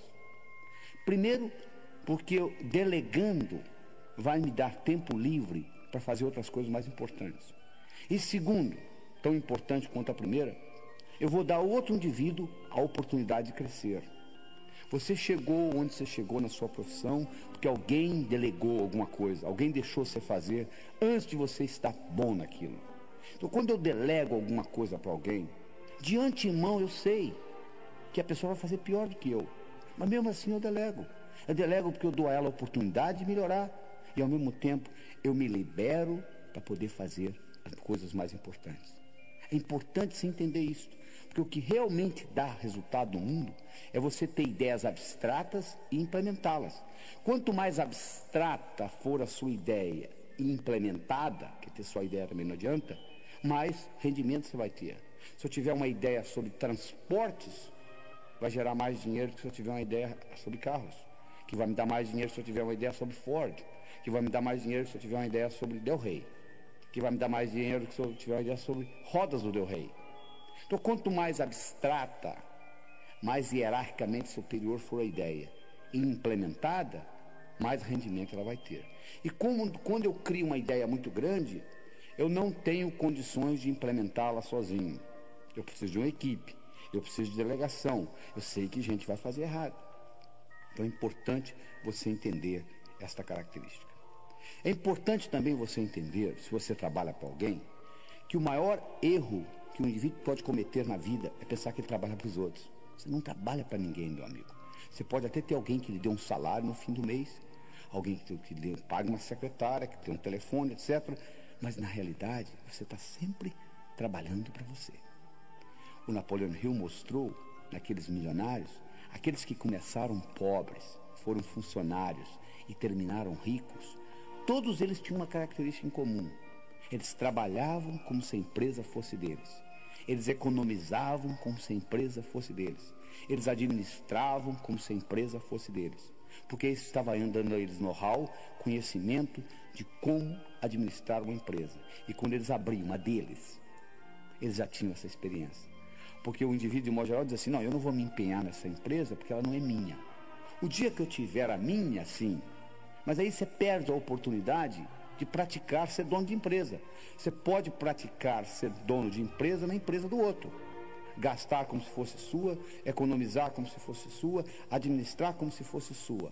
E com isso, você está pegando know-how, para administrar a empresa. É importante você entender isso. O maior erro que você pode cometer é pensar que você trabalha para os outros. Você não está trabalhando para ninguém. Você está sempre trabalhando para você. Esse conceito é fundamental que você entenda nesse mecanismo. A outra coisa importante que você tem que entender em termos de trabalho é o seguinte: existe uma grande diferença entre eficiência e eficácia. Eficiência significa fazer a coisa bem feita. Eficácia significa fazer o que precisa ser feito. Tem indivíduo que passa a vida inteira fazendo bem feito, coisa que não precisa ser feita. Ora, se não precisa ser feito, não há razão de você fazer. Eu acho que todas as vezes que você for fazer alguma coisa que envolva tempo ou dinheiro da sua parte, você tem que parar e questionar. Isto é realmente importante ou não? Se a resposta é não vai perder tempo colocando isso, porque está gastando energia por nada. Tem uma história muito interessante que eu conto, que é o seguinte: nos Estados Unidos é uma sociedade de consumo muito maior que a brasileira. E nos Estados Unidos troca-se aparelho doméstico com muito mais frequência do que aqui, incluindo geladeiras. E se você é mais antigo, se você visita a sua avó, você vai ver que a geladeira da sua avó, se ela é mais antiga, ela é diferente da sua. Ela tem uma tranca na porta, né? Que as geladeiras mais modernas hoje não têm. Mas essa geladeira, nos Estados Unidos, houve uma situação, uma época, em que aquelas geladeiras eram mudadas, renovadas. Então a geladeira velha ou ia para o junkyard, ou ia para o ferro velho, ou ia para o basement, que é o lugar mais baixo da casa. E as crianças gostam de brincar com aquilo. Então aconteceu 3 ou 4 casos, praticamente numa semana, por coincidência, onde crianças americanas, 3, 4, 5 anos, brincando, entravam dentro de uma daquelas geladeiras e a porta batia e elas ficavam presas. E morreram asfixiadas. Então foi uma grande confusão nos Estados Unidos. E eles resolveram fazer o seguinte: criar uma tranca de dentro para fora também, para poder abrir a geladeira caso alguém ficasse preso dentro da geladeira. E montaram um sistema onde eles iam ensinar todo o jardim da infância como fazer isso. Na hora que estava prontinho para começar, veio um sujeito e disse: para, não precisa nada disso. Coloca um imã na porta da geladeira, como você tem hoje na sua casa. Quando a porta fecha, o imã segura. Se alguém ficar preso lá dentro, é só empurrar com o pé, abre. O cara disse: mas eu já estou com tudo montado para ensinar. Disse: mas não precisa. Olha a diferença. Eficiência: eu estou com tudo montado para ensinar a todas as crianças do jardim da infância como abrir geladeira de dentro para fora. Eficácia: não precisa. Então eficiência é fazer bem feito. Eficácia é fazer o que precisa ser feito. Quando uma coisa é realmente importante, vale a pena fazê-la mal feita. Isso é que você tem que entender. Então você tem que entender o seguinte: todas as vezes que você for fazer alguma coisa que vai requerer tempo ou dinheiro da sua parte, pergunte: isso é realmente necessário ou não? Se a resposta for não, não perca tempo. É importante você entender isso. É importante também se entender no seu trabalho que, se você tem a função, se você quer ter a função de líder, existem certas características de liderança no trabalho. Por exemplo, o líder é um visionário. Ele tem uma visão. É importante você ter uma visão. E a visão geralmente tem que ser maior do que a instituição. Nunca pode ser uma visão de uma empresa ganhar dinheiro. Pode ser consequência. A empresa está lá para ganhar dinheiro. A empresa tem que ter lucro, senão tem que fechar. Mas não pode ser visão. Visão é importante, uma visão maior para servir a sociedade. E como consequência você ganha dinheiro. O indivíduo, para ser líder, tem que entender de realidade. Ele tem que saber qual que é o mercado. Porque se você não entender do mercado do seu produto, não tem jeito de você ir para frente. Então você tem que levar em consideração isso. Você tem que levar em consideração que você tem que ter coragem para implementar coisas, para transformar a realidade em visão. E todas as vezes que você falar alguma coisa, fizer alguma coisa, ou ser alguém no sentido de mudança, meu amigo, você vai ser criticado.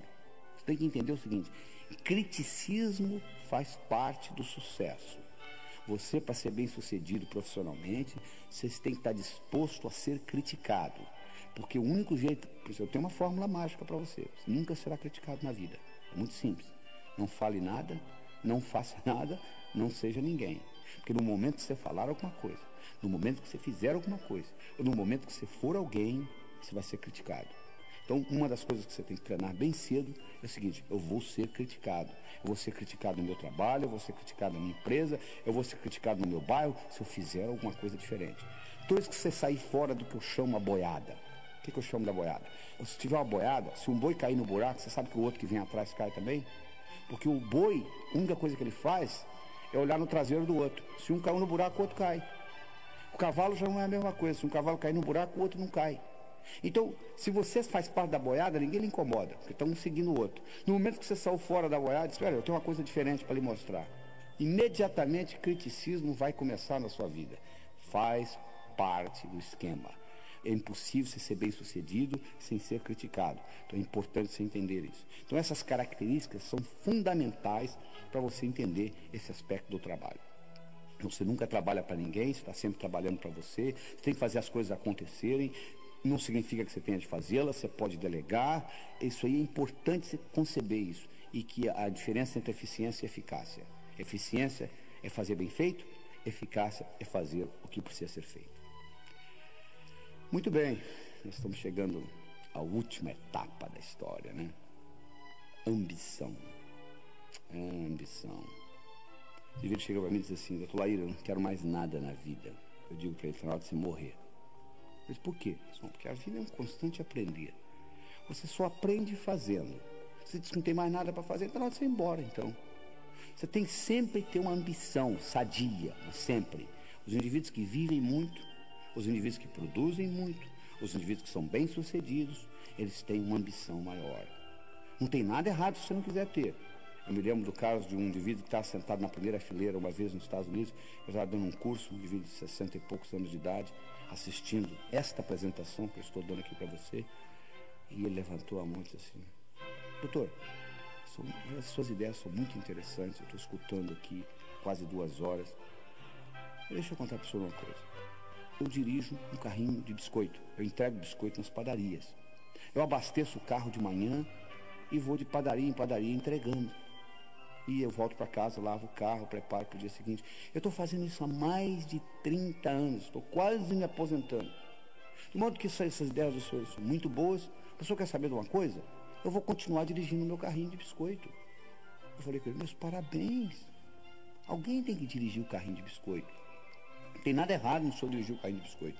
O que tem de errado, meu amigo, é que tem muita gente que no fundo, quer dirigir carrinho de biscoito e culpa a sociedade, o governo, a inflação, porque não vai para frente.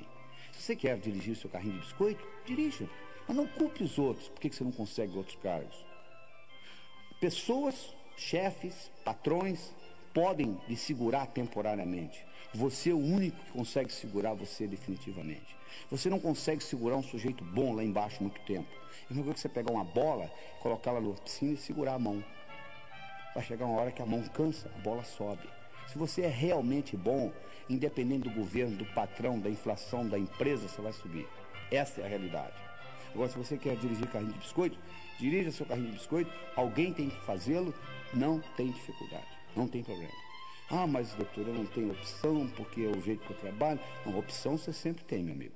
Eu sempre digo o seguinte: se você está insatisfeito na vida, você tem sempre 4 opções. Primeiro, saia. Deixe a empresa. Ah, mas eu não posso, eu sou pai, eu tenho filhos para tratar. Tá bom, então mude você. Se adapte à empresa. Ah, mas está muito difícil. Então muda essa empresa, muda o sistema da empresa. Ah, não tenho poder para isso. Então sofra. Faça o que a maioria faz, sofra. Você sempre tem opção, você tem 4, olha só.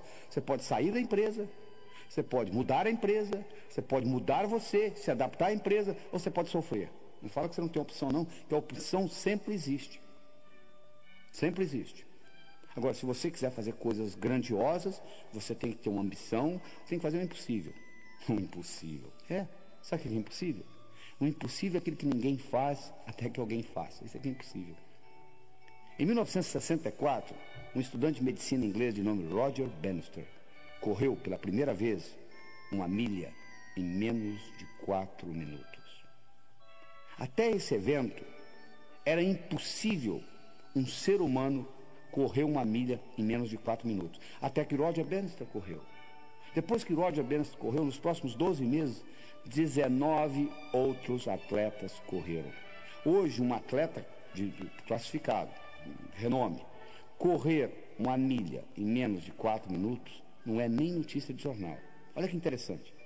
Uma coisa que era impossível até 1964, hoje é cotidiano. É um atleta correr uma milha em menos de 4 minutos.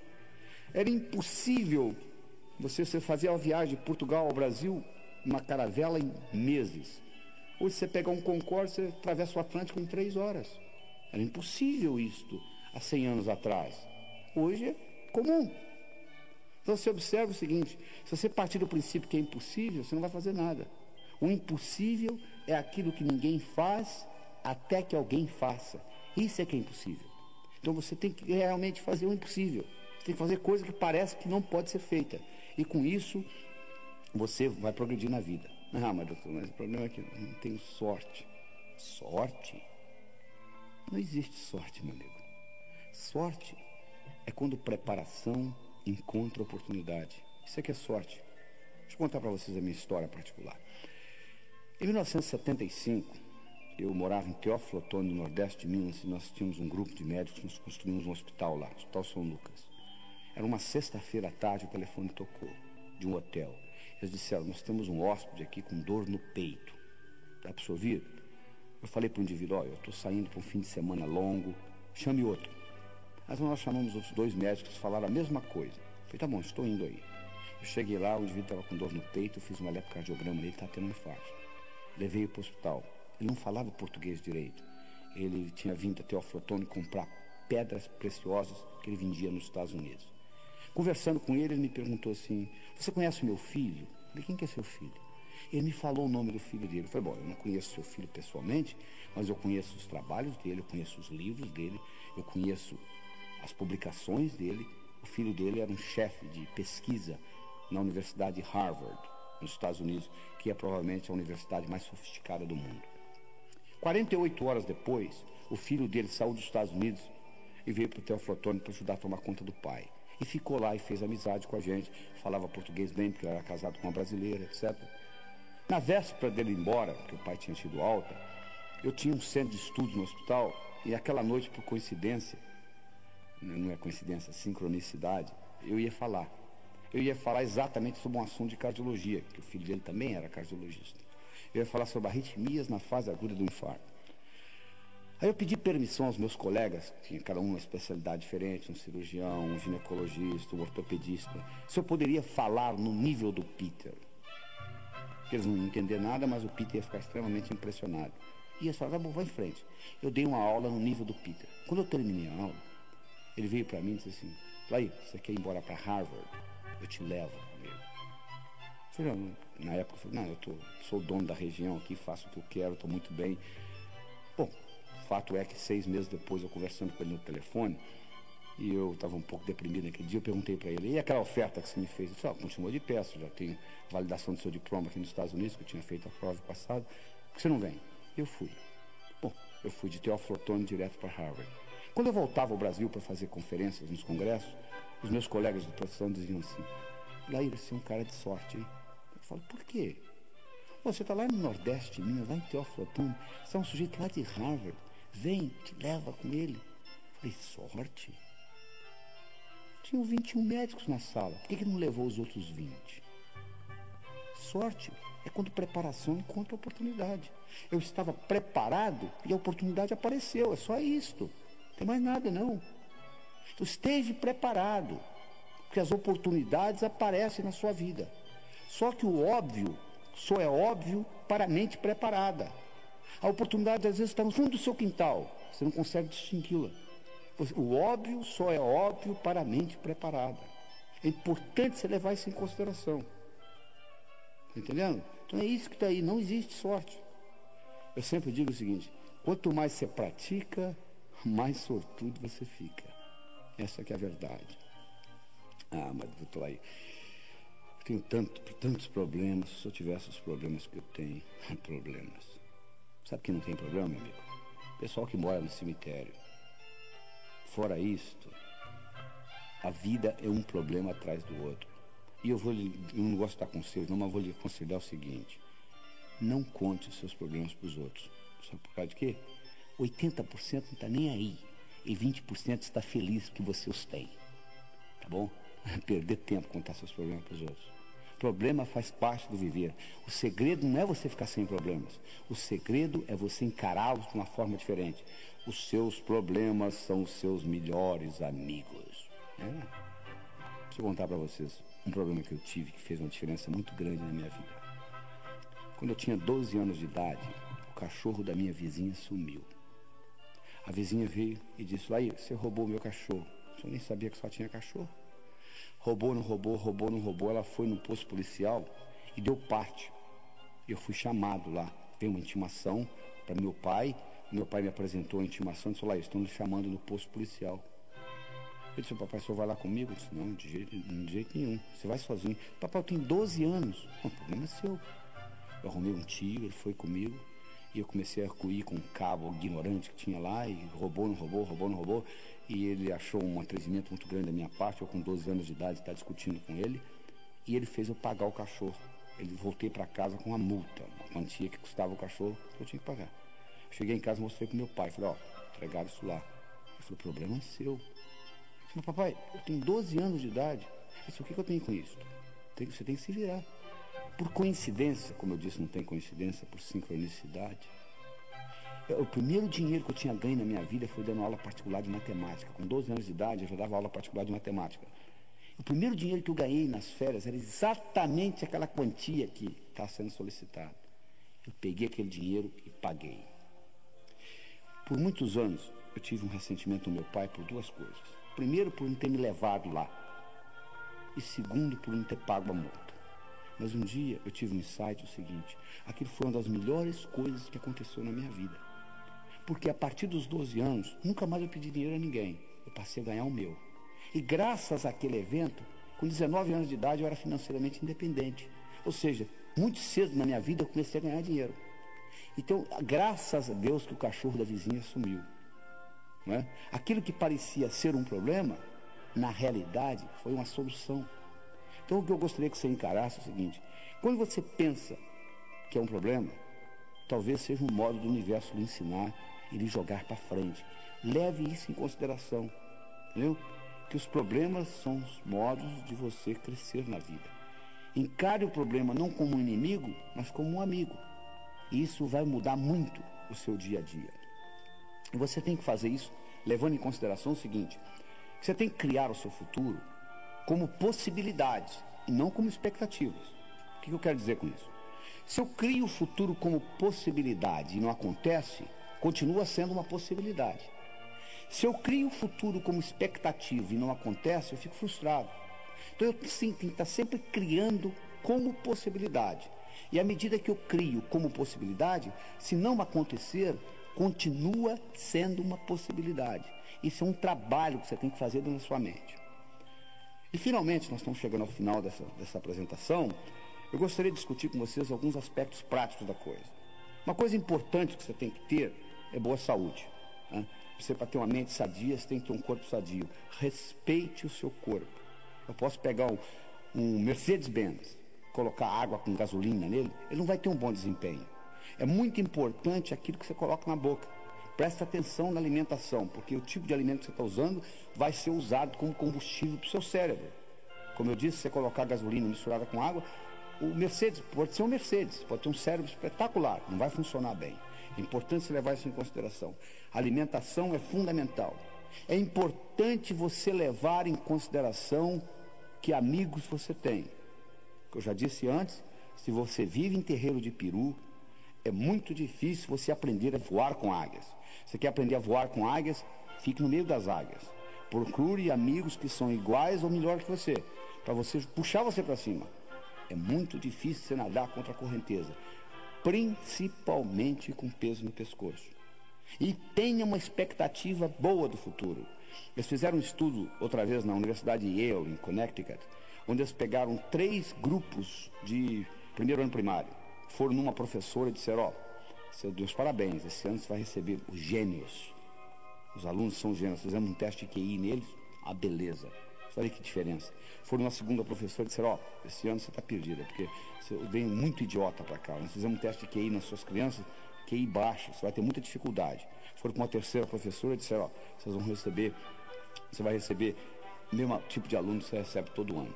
No final do ano, aquela que recebeu gênios, exatamente gênios, passaram nota alta, não deram trabalho, criativos, inteligentes.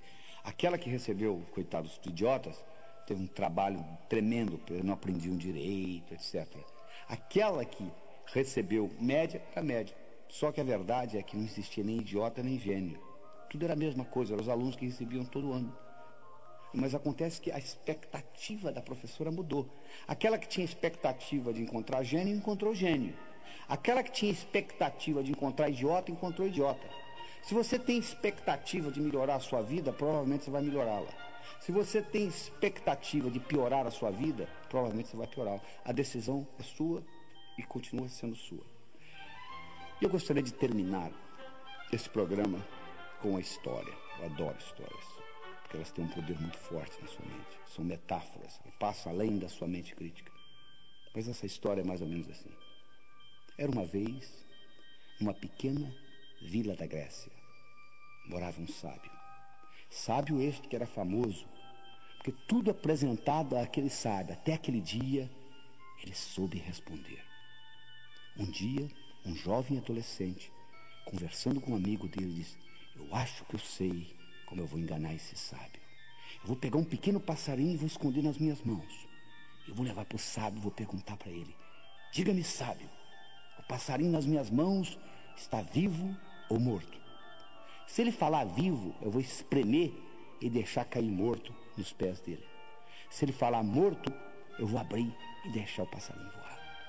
Ele pegou o passarinho, colocou nas mãos, levou para o sábio, olhou para o sábio e disse: diga-me, sábio, o passarinho nas minhas mãos está vivo ou morto? O sábio olhou para ele e disse: meu jovem, a resposta está nas suas mãos. O mesmo eu digo para você. Você está escutando essa apresentação por agora 2 horas. O que você vai fazer com esse conhecimento, eu não sei. A minha missão está terminando aqui. A sua vai começar. Isso pode entrar por um ouvido e passar por outro. E não ter nenhum impacto na sua vida. Ou você pode escutar essas fitas de novo, reavaliá-las com novos olhos, descobrir aquilo que você perdeu na primeira, porque eu oriento, você tem que escutar isso mais de uma vez só escutando não vai resolver, porque eu coloquei muita informação em curto período de tempo. Escute 1, 2, 3 vezes, analise, veja como você pode aplicar isso no seu dia a dia, porque só escutar e achar bonito não resolve nada, você tem que implementar, você tem que colocar em prática isso que eu estou lhe passando. Mas eu gostaria de deixar, finalmente com você, a seguinte mensagem: o seu sucesso, tanto pessoal quanto profissional, esteve, está e sempre estará nas suas mãos. Lembre-se do seguinte: intenção sem ação é ilusão.